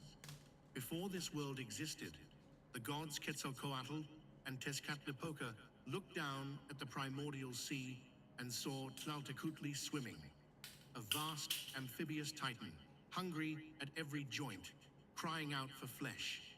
The 2 gods transformed themselves into serpents, seized her, and tore her body in 2. One half became the sky. The other half became the ground you are standing on right now. But she didn't die. That's the horror the Mexica lived inside. The mutilated half-body remained alive, and in the night, the sources say, she could be heard crying, screaming for the hearts of men. Her hair became the trees and grass. Her eyes became springs and wells. Her mouths, all of them, became the caves and rivers, which means every cave entrance in Mexico was quite literally a mouth of the wounded earth. And she would not give food, would not let the crops grow, unless she was fed. The entire Mexican machinery of sacrifice, the part of their civilization everyone knows and no one understands, connects here. It was framed as debt service. She was torn apart, so you could exist. She screams under your feet. You owe her. There is a rule about Tlautecutli carvings that tells you the Mexica believe this in their bones, not just in their poetry. Her image appears on dozens of sculptures, but carved on the underside. On the base of statues, the hidden face of stone boxes, surfaces no human eye would ever see once the object was placed. She wasn't carved for you. She was carved facing downward, toward the one being who could see her, the earth herself, pressed against the image like a mirror. When Mexica priests carved gods, some of the audience was not human. And the 2006 monolith, it was found exactly where the chronicles, Sahagún, Duran, Tezozomoc, say the cremated ashes of the emperors were buried at the foot of the Templo Mayor. Beneath and around it, archaeologists have pulled out some of the richest offerings ever found in Mexico. A sacrificed canine, a dog or a wolf, wearing turquoise ear ornaments, a jade necklace, and golden bells on its ankles. Golden eagles, ceremonial flint knives, dressed up with tiny faces and clothing. The working hypothesis of the excavators, and they have been digging for years, is that this 12-ton devourer was the marker over the tomb of Ahuitzotl, one of the most powerful emperors the Mexica ever had. The monster laid over the king, the earth given her payment. As far as anyone knows, the emperor is still down there, somewhere past the water table. They physically cannot dig further without collapsing the colonial buildings above. So the largest monster image in the Americas is a grave marker, and the grave may be intact, and it is sitting under downtown Mexico City right now. Her half-sister on the far side of the world is going to make her look gentle. That was Tlautecutli, the dismembered earth of the Mexica. Now we go to Egypt, and I promise you, this next one is not the Egypt from the documentaries. Everyone knows Anubis. Everyone knows the elegant jackal, the scales, the feather. The Egyptian afterlife has been so thoroughly aestheticized, gold, lapis, eyeliner, that we've forgotten it contained things the Egyptians themselves were terrified of. So let me introduce you to the one they wrote protective spells against. Not spells asking for his blessing, spells asking him, please, to stay back. In the pyramid texts, the oldest religious writings on Earth, carved inside royal tombs more than 4,000 years ago, there is a line where the dead king, mid-invocation, suddenly wheels around and snaps, "Get back, Babi, red of ear and purple of hindquarters." Babi, the name means roughly bull of the baboons, the alpha, the dominant male. And to understand why this god unsettled the Egyptians, you have to understand the animal, because the Egyptians certainly did. The Hamadryas baboon is not a cute monkey. It's a powerfully built primate with canine teeth longer than a leopard's. And the big males, the Egyptians called them the Great White Ones, for the silver mantle of fur on their backs, are aggressive, unpredictable, hierarchical, and omnivorous. They hunt, they kill, they tear things apart with their hands, and their faces are just close enough to a human face that watching them do it produces a very specific revulsion. The Egyptians lived alongside these animals, and out of that daily observation, they distilled a god. Babi is the baboon at full nightmare scale, fanged, bristling, and almost always depicted in a state of aggressive arousal, because in a baboon troop, dominance and virility are the same display, and the Egyptians translated that zoology directly into theology. His appetite is the core of him. The funerary texts are blunt about his diet. Babi lives on entrails, human entrails. He is stationed in the Duat, the Egyptian underworld, beside a lake of fire, and when a soul fails its judgment, when the heart, weighed against the feather of truth, comes up heavy, the texts place Babi among the executioners who receive the condemned. The devouring of the damned that everyone attributes to the crocodile hybrid Amit was, in older strata of the tradition, his job. Amit ate hearts. Babi opens you first. And now the details that made me put my books down for a moment. In Old Kingdom theology, Babi's phallus is a cosmic object.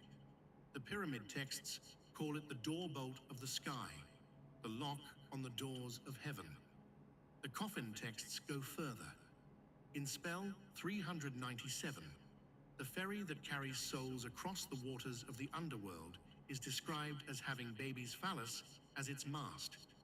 The boat itself, in the adjacent spells, is assembled from his body, and its crew are the netherworld fishermen who trawl the dark water with nets, catching souls. Sit with that image. The Egyptian dead sail to paradise on a ship built from the body of the entrail eater, and the thing holding up the sail is the virility of the beast, the most sexual god in the pantheon and the most violent god in the pantheon are the same god, and he is also the vehicle of salvation. There's even a spell in the funerary corpus in which the deceased identifies his own potency with Babi to guarantee, and this is stated with complete Egyptian practicality, that he will be able to perform sexually in the afterlife. The same being you beg to stay back is the being you invoke into your own body. This is the pattern from Pazuzu again, but the Egyptians pushed it somewhere darker. Pazuzu was aimed outward at a common enemy. Babi is the enemy, the appetite, the violence, the tearing. But the Egyptians reasoned that a force that fundamental couldn't be banished, only enrolled. So they bolted the sky shut with it. They made it the mast of the rescue ship. The lesson of the Great White One, and I think it's a deliberate lesson, is that the raw animal engine in the basement of existence, hunger, dominance, sex, rage, is not going to be eliminated by any amount of judgment or justice. The best the cosmos can do is give it a post. The Greeks, by the way, kept a memory of him. The name survives in babies, and possibly echoes in later demonological names that I'll leave you to research, because that particular rabbit hole connects to the medieval grimoires and deserves its own video. That was Babi, the appetite that Egypt put on the payroll of heaven. Now we travel to Persia, where a revolution in religious thought produced something new under the sun. A face whose ugliness is not physical at all. Around 3,000 years ago, somewhere on the Iranian plateau, a priest named Zarathustra, Zoroaster to the Greeks, did something no one had done before. He took the entire spiritual universe and split it clean down the middle. On one side, Ahura Mazda, the wise lord, and the principle of Asha, truth, order, the way things genuinely are. On the other, Angra Mainyu, whom later Persians called Ahriman, the destructive spirit, and his principle, the drudge, the lie. Regular viewers of this channel know we've walked through Ahriman before, and how that Persian architecture of a cosmic adversary flowed downstream into the Satan of the religions of the book. Today I want to focus on something narrower and honestly more disturbing. What Ahriman's servants look like, because the Zoroastrian tradition invented a completely new species of horror. one that I'd argue is the most sophisticated on this entire list. The servants are the Daivas. In the oldest Indo-Iranian religion, before Zarathustra, the Daivas had simply been gods. The same word survives in Sanskrit as diva, where it still means a divine being. Zarathustra demoted an entire pantheon in one stroke. The old gods were not gods, he taught. They were spirits of deception who had chosen the lie, and every sacrifice offered to them fed the enemy of existence. Think about the audacity of that. It is arguably the first time in recorded history that someone declared the gods of the neighbors and of the ancestors to be demons. That single move would echo for the next 3,000 years, every time one religion met another. Chief among the Daivas stands a being whose name should genuinely unsettle you, Akamana. The translation is exact and requires no embellishment. The bad mind, not a beast, not a storm, not a plague, a mind. His counterpart on the side of light is Vohu Mana, the good mind, the faculty through which a human being perceives truth. Akamana is the same faculty running corrupted firmware, the whisper of malice, the intrusive thought, the will to deceive, given personhood and rank in the hierarchy of darkness. In the tradition's accounts of the Great Temptation, when Ahriman's forces assault Zarathustra himself, it is Akamana who is sent to enter his thoughts. The battlefield is inside the skull. So how do you draw a portrait of a corrupted mind? This is where the Persian visual tradition did its most remarkable work. In the later illustrated manuscripts, and above all, in the tradition surrounding the Shahnameh, the Persian Book of Kings, where the old Devas survive as the divs that heroes like Rostam must fight. The demons are painted as twisted parodies of the human form. Mottled, spotted skin in unnatural colors, bodies knotted with deformity, tusks erupting from human jaws, horns that corkscrew as if they grew wrong, faces that seem to be melting off their own architecture. Grotesque, yes. But here is the crucial doctrine underneath the paint. The idea that separates the Persian material from every simple monster.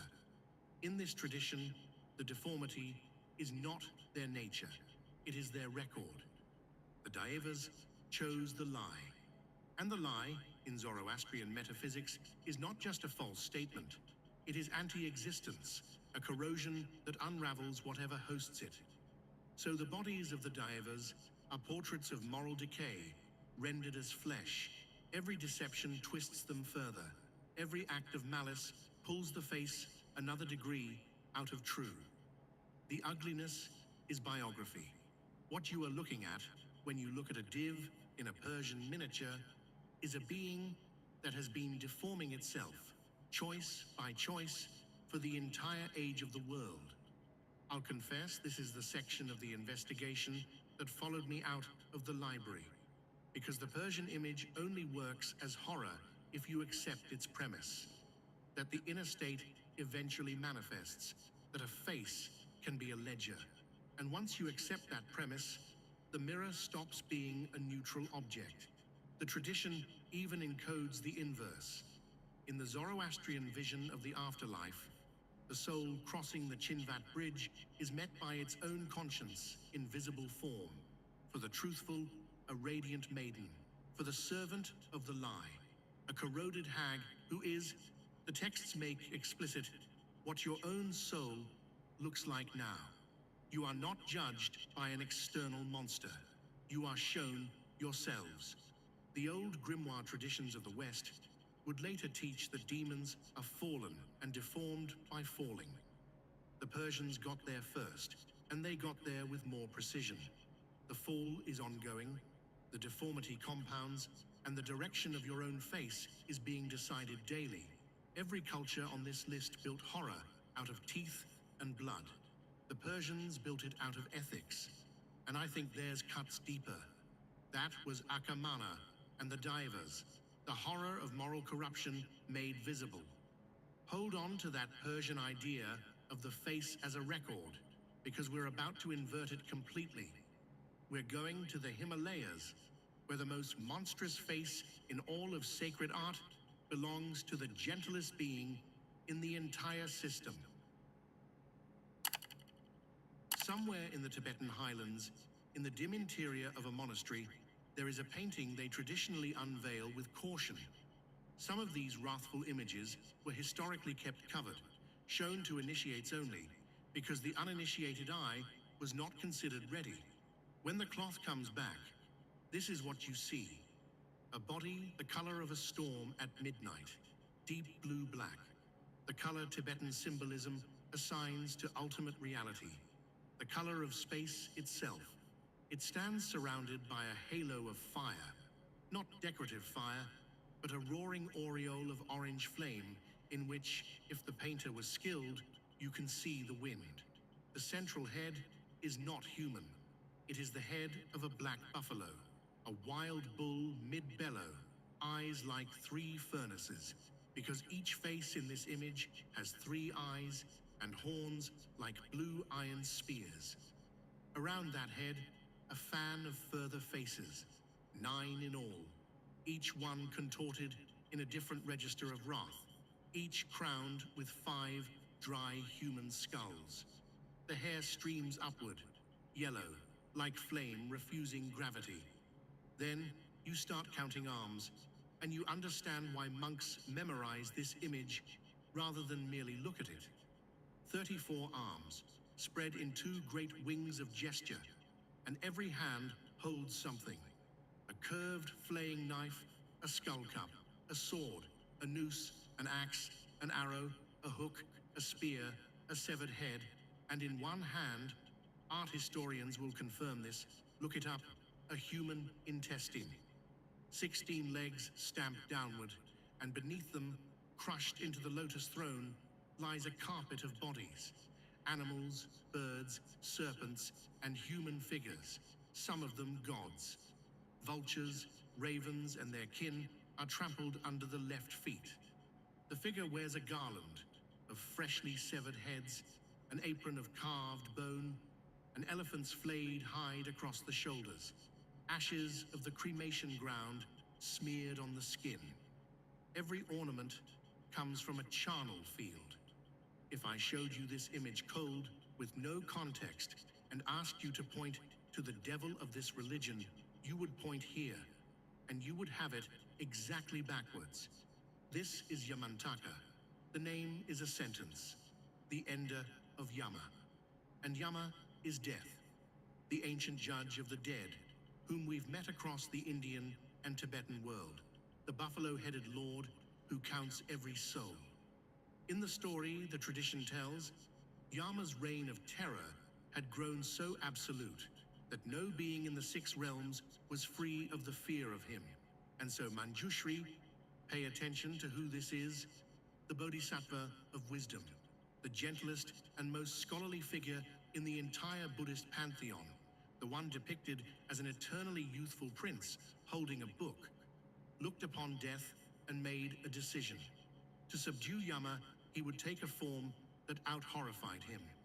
He manifested as this, a mirror of Yama's own buffalo-headed form, but multiplied, amplified, pushed past every limit. And death looked into that mirror and was conquered, which means the correct reading of this entire monstrous apparition is, this is what wisdom looks like when it stops being polite. Every element decodes. The 9 faces, the 9 divisions of the scriptures, the 34 arms plus body, speech, and mind, the 37 factors of awakening, the 16 legs, 16 aspects of the realization of emptiness, stamping down on everything that resists them. The topmost head, small and easy to miss above all that fury, is yellow, serene, faintly smiling, Manjushri's own face, the calm pilot inside the storm, telling the initiate, the wrath is worn, not felt. And here is the fact that reframes everything. The fact I keep returning to, in Tibetan practice, Yamantaka is not a picture on a wall. He is a yidam, a meditational deity of the highest class of Tantra. Practitioners, after years of preparation and formal initiation, visualize themselves as him. They rehearse being the thing that frightens death, because the tradition diagnoses your deepest problem not as sin, but as fear, the primal flinch before mortality that bends every human life out of shape, and it prescribes as medicine becoming something death itself cannot look at. The charnel ornaments, the trampled gods, the intestine in the fist, the tradition would tell you that none of it is cruelty. It is the complete absence of squeamishness. It is compassion with everything soft burned away. Wisdom at a temperature where fear cannot survive contact. That was Yamantaka, the buffalo-faced ender of death, the nightmare on the side of the angels. Keep that thought, because the next figure also works the border between the living and the dead. But she is not on your side, she is not on anyone's side, and she is waiting at a river with very old hands. In Japanese Buddhist cosmology, on the 7th day after your death, you arrive at a river. It's called the Sanzu, the river of three crossings, and the name is literal. There are 3 ways across, and you don't choose yours. Your life already chose it. If you are good, there is a bridge, and you walk over dry. If you are middling, most of us, you wade the shallows, cold water to the waist. And if you are wicked, there is only the deep channel, black water, strong current, and in the older accounts, serpents in the depths. You swim, you are bitten, you go under and come up, and it takes everything you have. But you cross. Everyone crosses. That was never the frightening part. The frightening part is who is waiting on the far bank. Under a great tree at the water's edge sits an old woman. Japanese temple statuary renders her with terrible honesty. Skeletal, half-naked, ribs and tendons showing, white hair hanging in ropes, a face collapsed around a wide, knowing grin, and eyes, this is consistent across the carvings, that bulge, fixed on the arriving soul. Her name tells you her entire job description, Datsueba, the clothes stripping hag. She holds out her hand. In traditional Japanese funerals, and this practice is real and continued into living memory, the family places 6 coins, 6 mon, in the coffin with the body. That is her toll. She takes your 6 coins. And then she takes everything else. She strips the drowned rags off the sinner and the dry robes off the righteous alike. Because on this riverbank, your clothes are the last thing you own, the final membrane between you and the machinery of judgment. She peels it away with those long fingers, and she hands the bundle to her partner. Because she isn't alone. Beside her, nearly always carved as a pair with her, sits an old man, Kenio, the clothes-hanging elder. He takes your garments to the tree. The texts name it, the Erioju, the robe-hanging tree of the border of the dead. And he drapes them over a branch. And then both of them watch the branch. This is the detail that elevates the whole scene from folk spookiness to genuine metaphysical dread. The branch bends according to the weight of your sins, not the weight of the cloth, the weight of what you did while wearing it. A life of small kindnesses hangs light, barely stirring the leaves. A life of cruelty drags the branch down toward the mud. And notice the cruel elegance built into the mechanism. The wicked had to swim the deep channel, so their clothes arrive waterlogged, heavy with the river itself, as if the crossing were already the first weighing. The bend of that branch is recorded, and it goes forward as evidence, because the Sanzu is only the border checkpoint. Ahead, wait the 10 courts of the underworld kings, the trials before Enma, the great judge. Datsueba is not your judge. She is intake processing. she is the clerk who logs the evidence, and some traditions whisper she is Enma's own wife. Now, the question you should be asking: what happens if you arrive with no clothes? Some souls do. The deep channel takes things. The drowning dead lose their rags to the current. The texts answer without blinking. If there is no cloth to weigh, Datsueba flays the soul, and the skin is hung on the tree instead. The weighing happens either way. The only question is what gets weighed. The pair also perform what the sources describe, with bureaucratic calm, as preliminary corrections. Thieves have their fingers broken at the riverbank, the offending instrument dealt with on arrival. For others, the two elders bind the sinner's head to his own feet, small torches, appetizers before the courts. And in the folklore surrounding the river, there is one more scene, the one that made this figure infamous in Japan. The riverbank of the children, Sai no Kawara, where the souls of those who died too young to have sins or virtue, too young to cross, pile stones into little towers to earn merit, and demons scatter the towers. And the old woman of the river is among the tormentors, and the children are rescued only when the Bodhisattva Jizo comes and hides them in his sleeves. That is why, all over Japan, you will see statues of Jizo wearing red bibs and children's caps, the living still dressing the protector of their dead children. The custom continues today, right now, at roadside shrines from Hokkaido to Kyushu. And here is the turn I did not expect when I started researching her. In the Edo period, Datsueba became, I'm not exaggerating, popular. Temples enshrined her. People prayed to the clothes-stripping hag for protection, especially for children, and for safe passage through illness, and offered her cloth and coins in advance, as if opening an account before arrival. The horror at the river became a grandmother figure with a fearsome side.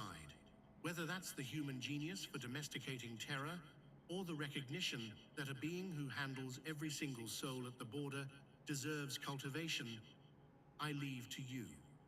But notice what she fundamentally is, because it connects her to everything else in this investigation. She is the personification of the fact that you can't take anything with you. Every philosophy says it. The Japanese imagination built a woman who enforces it, one soul at a time, with a tree for a ledger. That was Datsueba of the Sanzu River, the intake clerk of the Japanese underworld. She strips the dead at a riverbank. The next figure goes further. She lives where the dead are burned. And unlike the old woman, she is a supreme deity, worshipped right now by hundreds of millions. Everyone thinks they know Kali, the blue-black goddess with the tongue out, the necklace of heads, dancing on the prone body of Shiva. She's on posters, album covers, t-shirts, and the popular image, I want to be clear, is real and canonical. But it is also, in a precise sense, the domesticated form. In the Bengali tradition that knows her most intimately, there is a taxonomy of Kalis, and the one in the posters, Dakshina Kali, the gentle south-facing form, right foot forward, hand raised in blessing, is the form a household can live with. Tonight, I want to show you the other one. The form the tradition itself assigns to a specific location, Smashana Kali, Kali of the cremation ground. The iconographic differences are technical, subtle, and once you know them, unmistakable. Where Dakshina Kali steps forward with the right foot, the auspicious foot, the blessing configuration, Smashana Kali leads with the left. The configuration Bengali Tantra associates with the dissolving current of reality rather than the nurturing one. In her imagery, the balance of the face changes. The maternal softness drains out. The eyes roll or fix in a corpse-like stare. The emaciation sharpens. The tradition describes a body like famine itself. dark beyond dark, like the state after the fire has passed. The severed heads at her throat are, in the Smashan iconography, fresh. The tradition specifies dripping, and where the poster Kali stands on Shiva, who gazes up at her lovingly, the cremation ground form stands or squats upon an actual corpse, a Shava, an unresurrected ordinary human corpse, because in the Smashan, the substrate of the goddess is not a god pretending to be dead. It's the real thing. Her home address is the detail to hold. The Smashan, the burning ground, is, in Indian civilization, the most polluted possible place. The zone every caste rule, every purity law, every social instinct tells you to avoid. It sits outside the village, downwind, by the water. And Bengali Tantra made a deliberate, scandalous, deeply reasoned decision. It declared that this is where the supreme reality is most accessible. Not the temple, the place where bodies burn. Why? The logic, once you see it, is almost unanswerable. Everywhere else in the world, you can maintain your illusions, your status, your plans, your self-image. The whole architecture of the ego stands up perfectly well in a marketplace or a palace. In the cremation ground, at midnight, with the pyres still warm, every one of those structures fails. The Smashan is the one place on earth where the truth that everything you are attached to, including the body reading this sentence, is temporary, is not a philosophical position. It's the smell in the air. And so the Tantrikas reasoned, if the goddess is truth, she must be strongest exactly where the lies are weakest. This is not theoretical, and it is not the past. In West Bengal, at a temple town called Tarapith, there is a great cremation ground, the Maha Smashan, beside the river, ringed by dark trees, adjacent to one of the most revered goddess temples in India. Sadhus and Tantrikas live there, among the pyres, today. The site's most famous saint, Bamakipa, the mad saint of Bengal, who died barely a century ago, did his practice sitting in that burning ground beside the fires, and Bengalis will tell you with complete seriousness that the mother appeared to him there. On the new moon night of Kali Puja, in cremation grounds across Bengal, enormous images of Smashana Kali are installed and worshipped inside the burning grounds themselves, with the pyres going. I've watched footage of these nights. The goddess towers over the fires, garlanded black, tongue out, and families, ordinary families, with children, come to the edge of the ground to see her. It is one of the most extraordinary religious sites on the planet, and the Agoris, the renunciants who take this logic to its endpoint, who live in the Smashan, smear the ash of the pyres on their bodies, eat from a skull bowl, they will tell you, if you ask them, exactly what all of it means. Nothing is impure. That's the teaching hiding inside the horror. If the mother of the universe can stand in the burning ground, then the burning ground is also her house, and so is everything else. And the disgust you feel is the last wall of your ego defending itself. I want to give you the tradition's own summary, because it is more beautiful than anything I could write. They call her the mother precisely because of where she stands. Any deity can love you in a garden. She is the one who stays with you in the fire, the one who is already standing at the place where you are most afraid to arrive, waiting, so that when you finally get there on your last day, the terrifying face turns out to be the face that was always going to meet you. In Bengal, they say her fearsome form is only fearsome to the ego. The soul, they say, recognizes its mother immediately. That was Smashana Kali, the supreme goddess in the one place no one wants to go. From the sacred fires of Bengal, we now travel to West Africa, and I need to prepare you for this next section, because it's different. Every figure so far has been horror in image and in myth. This next one crossed the line into history, with documentation, an infiltration, and a criminal case. In the traditional religion of the Yoruba people, one of the great theological systems of the world, tens of millions of adherents historically, a pantheon of orishas as sophisticated as anything in Greece or India, there is one deity whose true name was not supposed to be spoken aloud, not out of reverence, the way the Hebrew tradition guards the tetragrammaton, out of fear. The belief was direct and physical. To pronounce the name is to call the attention of its owner, and the attention of this particular owner arrives as disease. So the Yoruba built a protective wall of euphemisms. Omolu, Obaluaye, the Lord of the Earth, the King of the World. Titles to talk around him, the way you'd avoid eye contact with something dangerous. The forbidden name behind the titles is Sopona. He is the god of smallpox, and his image is unlike anything else in this investigation, because his horror is not fangs or claws. The traditional representations, the cult sculptures, the shrine figures, are covered in bumps, deliberately, carefully sculpted eruptions, pustules, nodules, scarring, rendered across the face and body of the figure. Some shrine objects are studied until the surface is more lesion than skin, because Sopona does not send smallpox the way a general sends an army. In the deep grammar of the cult, the pox on a victim's skin is the god, his mark, his presence, his handwriting on the body. The Yoruba phrase for the disease could be rendered as the god's own touch, and survivors' scars mark them, ambiguously, as people the god had gripped and released. The most feared face in the pantheon is a human face with the disease on it. The god is the epidemic, wearing you. The theology around him is more sophisticated than it first appears, and I want to do it justice. Sopona is not a devil. He is an agent of the high god's order.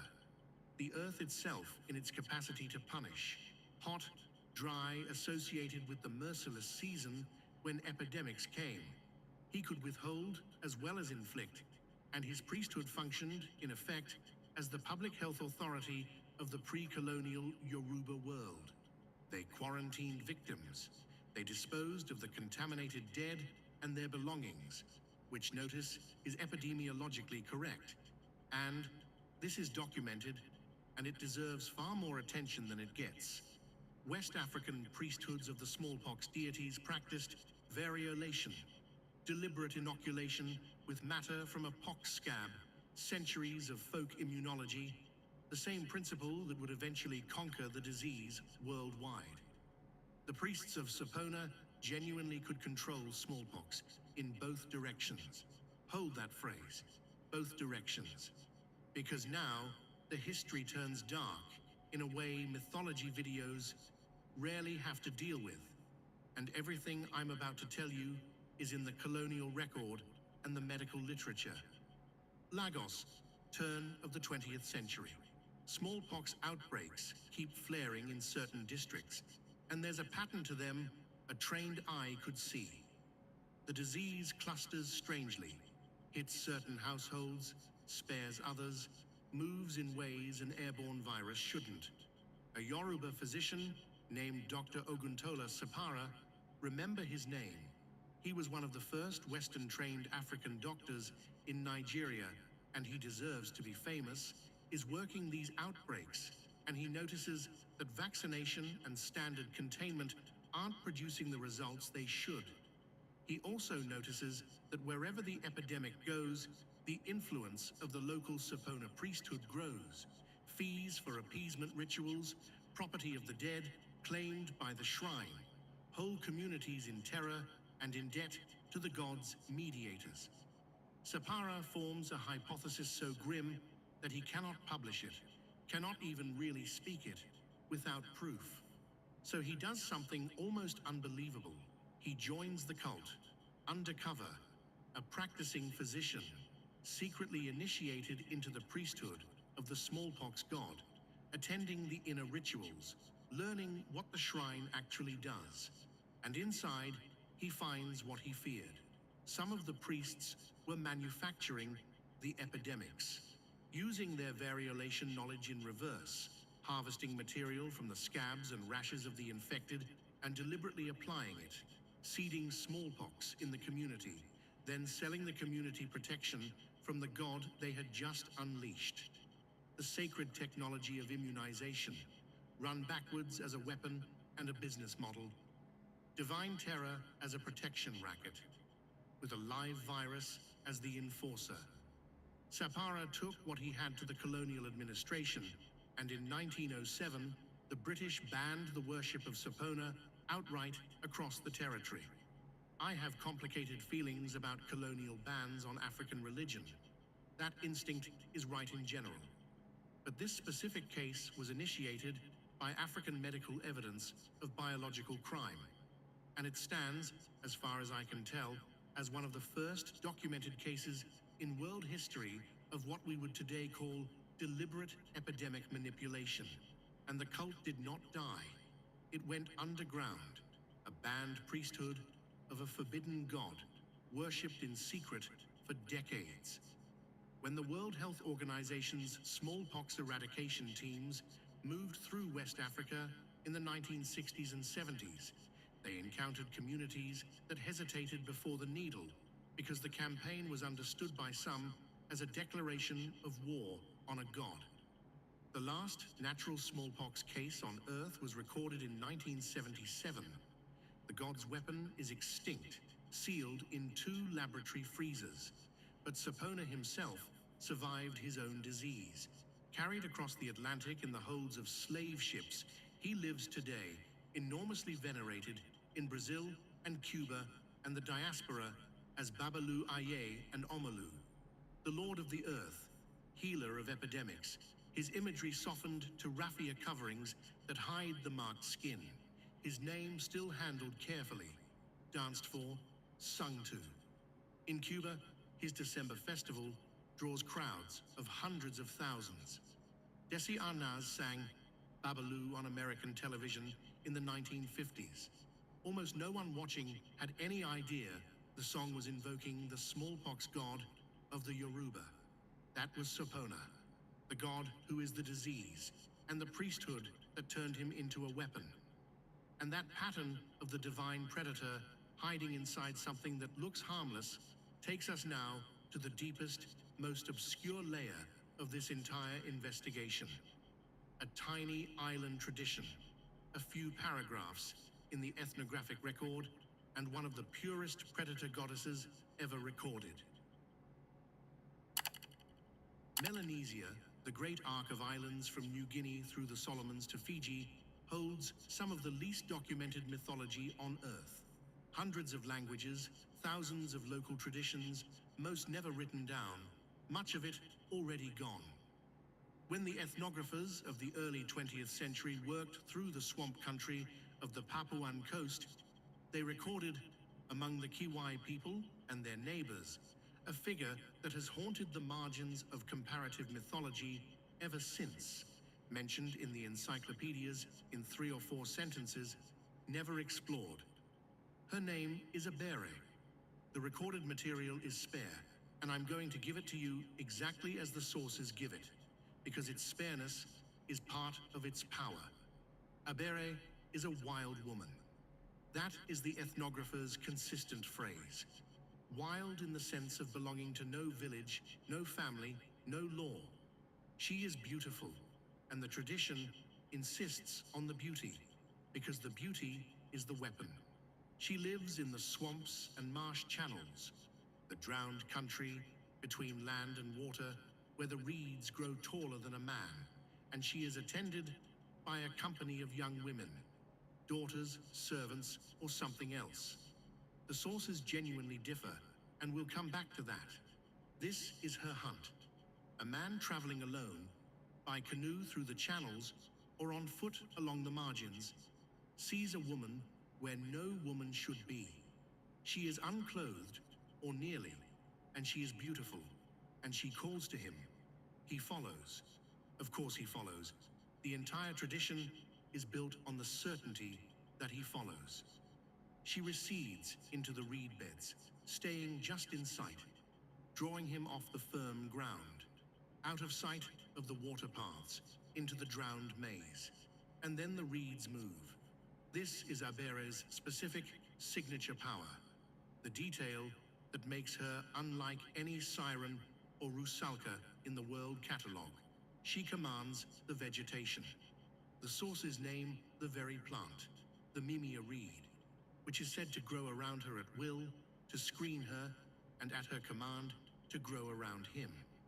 Green stalks, rising and knotting in real time, a living cage weaving itself. Tighter, the more he struggles. The man who followed a beautiful woman into the reeds is now held upright in a lattice of them, in the middle of a swamp, beyond any help. And she eats him. In the Kiwai material, the killing is explicit and collective. Abere and her young women tear the trapped man to pieces with their fingernails, and what remains disappears into the marsh. No rescue variant exists. I want to emphasize that because it's genuinely unusual. Folklore normally supplies the loophole, the clever survivor, the charm that wards. In the recorded Abere corpus, there is none. The story has one ending. Now the details that reward closer reading. Those attendant women. At least one strand of the tradition suggests they were once victims, or the daughters of victims. Girls Abere took, who now serve the huntress, extending her reach, which makes the pattern generational. The reeds don't just hide one predator, they hide a growing household of them. And in the Kiwai language, her name became a category, Hiwai Abere, a class of malignant female beings in the mythology, as if the individual monster was so definitive that she conjugated into a species. Set her beside the rest of our gallery, and something clicks into place. A devouring wild woman, outside all social order, beautiful and lethal, ringed by female attendants, associated with the untamed edge of the inhabited world.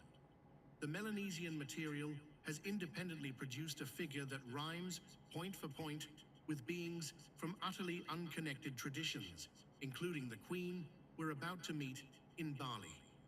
Two islands, two unrelated cultures, no contact. And the same archetype rises out of both like reeds out of the same water. The academic explanation is convergence, similar environments and social anxieties producing similar symbols. The older explanation, the one the traditions themselves would give, is that the swamps of the world all have the same resident, and different peoples simply met her locally.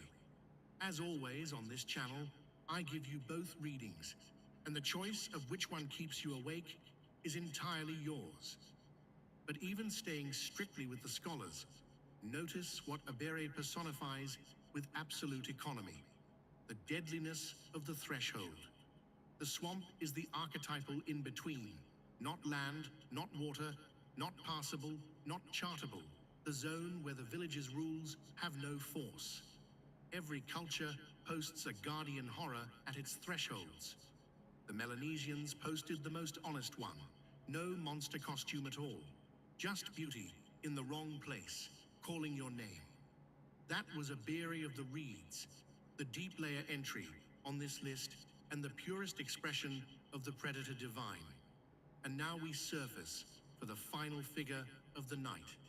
I've deliberately saved her for last because everything so far, the bronze in the Louvre, the monolith under Mexico City, the paintings and statues and shrine figures, all of it is image. What waits in Bali is not an image. It moves. Picture a temple courtyard in Bali, deep in the night. Not a tourist show. Those exist, and they are their own thing.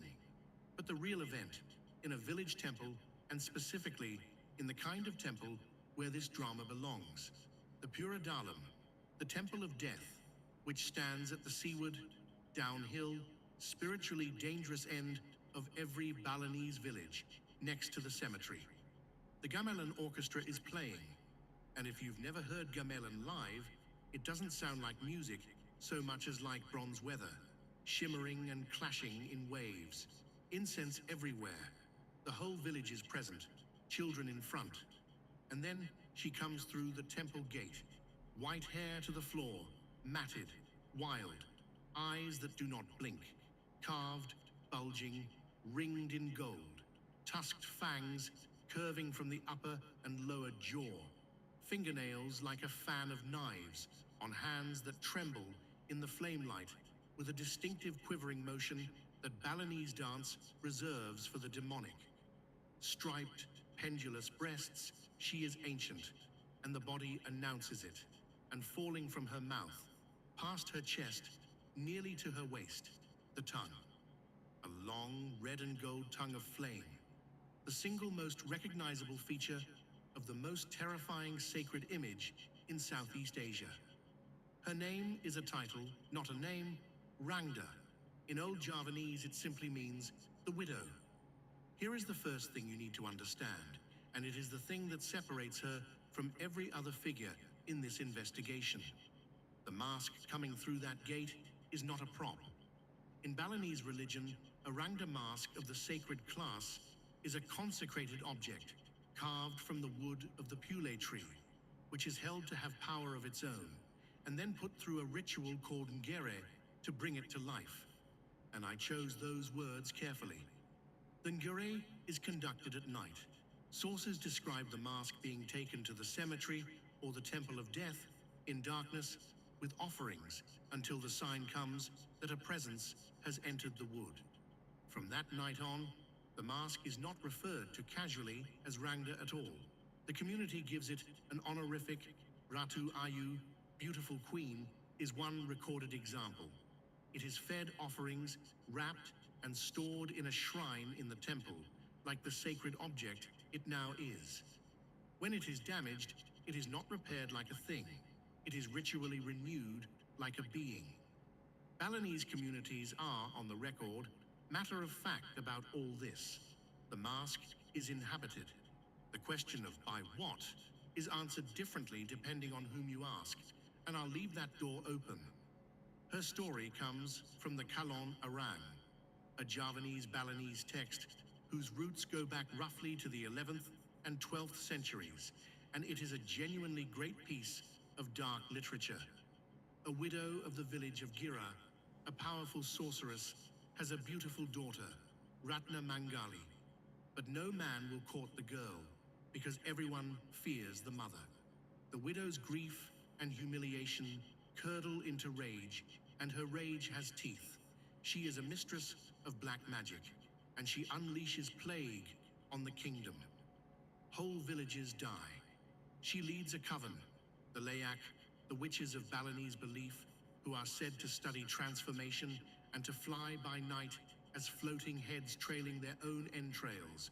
And no, I am not making that up. And yes, the Layak deserve their own video. Against the widow, the king sends the holy man Mpu Parada, and the confrontation between the widow's plague magic and the priest's counter magic is the axis of the whole tradition. She dies in the text. She has never died in Bali, because on the island, the widow of Gira became Rangda, the queen of the Layak, the mistress of plague and graveyards, and she is understood not as a story, but as a permanent force, one pole of the cosmos. Her opposite is the Barong, a great shaggy guardian beast, lion-like, bright-eyed, animated by two dancers, beloved like a communal pet and revered like a god, the protector spirit of the village.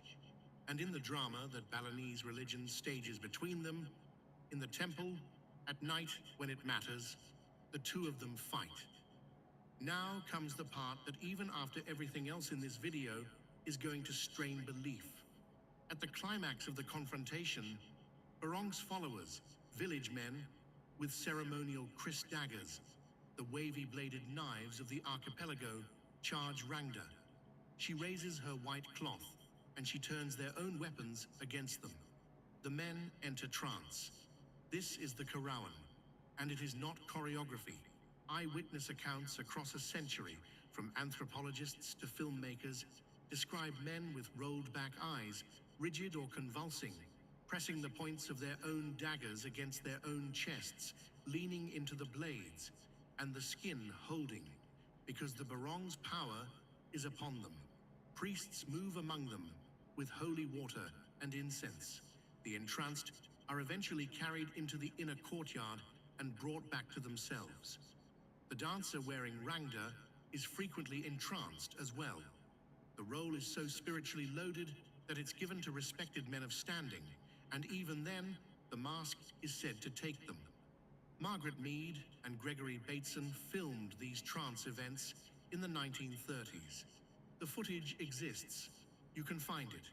Whatever is happening in those courtyards, and I am aware of the entire spectrum of explanations, from mass suggestion and trance neurophysiology to the ones the Balinese themselves give. It has been happening reliably in public for a very long time, and the ending is the revelation. The fight between Rangda and the Barong does not end. Neither wins, ever. The performance is designed not to resolve, because in the Balinese doctrine of drudgery, the two-in-one, darkness is not an error to be corrected, but a constituent of reality, and destroying Rangda would not purify the world. It would unbalance it. So she is not destroyed, and more than that, she is kept. Her mask rests in the temple beside the Barongs, honored, feared, fed. There are even traditions that read her at the deepest level as a mask of Durga, the great goddess, and her fury as ultimately protective. The terrifying face that draws the malignant forces of the region into itself and holds them so they trouble the village no further. The most frightening being in Bali may be, on the esoteric reading, the island's strangest guardian. That was Rangda, the living one, the widow whose mask is fed, and with her, the descent is complete. 10 faces, 10 cultures that never conferred, most of which never touched. And I'm not going to walk back through them, because you were here and you saw what they had in common. The terrifying face, in every case, was doing a job. Our ancestors did not draw nightmares because they were primitive. They drew nightmares because they had looked directly at the parts of reality we now pay very good money to avoid looking at. And they refused to lie about what they saw. The horror in their sacred art is not a failure of love. It is the proof of honesty. But here is the conclusion this investigation actually left me with. And it's not about them. It's about us. We did not defeat these gods. Plague did not go away. It lost its face. Death did not go away. It lost its river, its scale, its old woman on the far bank, the predatory wilderness, the hunger of the earth, the corruption that deforms a mind from the inside. Every single force in this video is still fully operational in your life and mine. The only thing our civilization abolished was the imagery, and I'd invite you to consider what that trade actually cost, because a fear with a face can be approached. It can be named carefully, fed on schedule, hung at the threshold pointing outward, danced with once a year until the whole village has looked at it together. A fear without a face can only be avoided, and avoidance, as any tradition in this video could have told us, is not protection. It's just fear with the lights off. We are, as far as I can tell, the first culture in human history that expects to face death, disease, and the dark with no image standing between us and them. Whether that makes us the bravest culture that ever lived or the most defenseless, I genuinely don't know. But the ancients had an answer, and tonight you've seen it 10 times in 10 languages. And the esoteric traditions add one final turn, and I'll leave you at the threshold of it. They suggest that the terrifying face and the beautiful face are the same face, that what changes is not the god, but the state of the one looking. The ego meets the goddess in the cremation ground and sees a devourer. The soul meets her in the same place and sees its mother. If that's true, then these images were never portraits of what is out there. They are mirrors, calibrated to show you exactly how much truth you can currently survive, which would mean the fear was never the face's fault. It was always ours. Think for yourselves, question everything, including this video, and look carefully at what's at the end of your forks. Wherever you are, whatever hour it is there, I thank you for your time, and may you have a very good day. If this investigation was worth your while, consider liking and sharing it. Subscribe for what comes next, and tell me in the comments which of these 10 deserves a full-length file of their own. My candidate is the Layak. Until the next descent, this is Esoteric Guardian, revealing what was always in plain sight.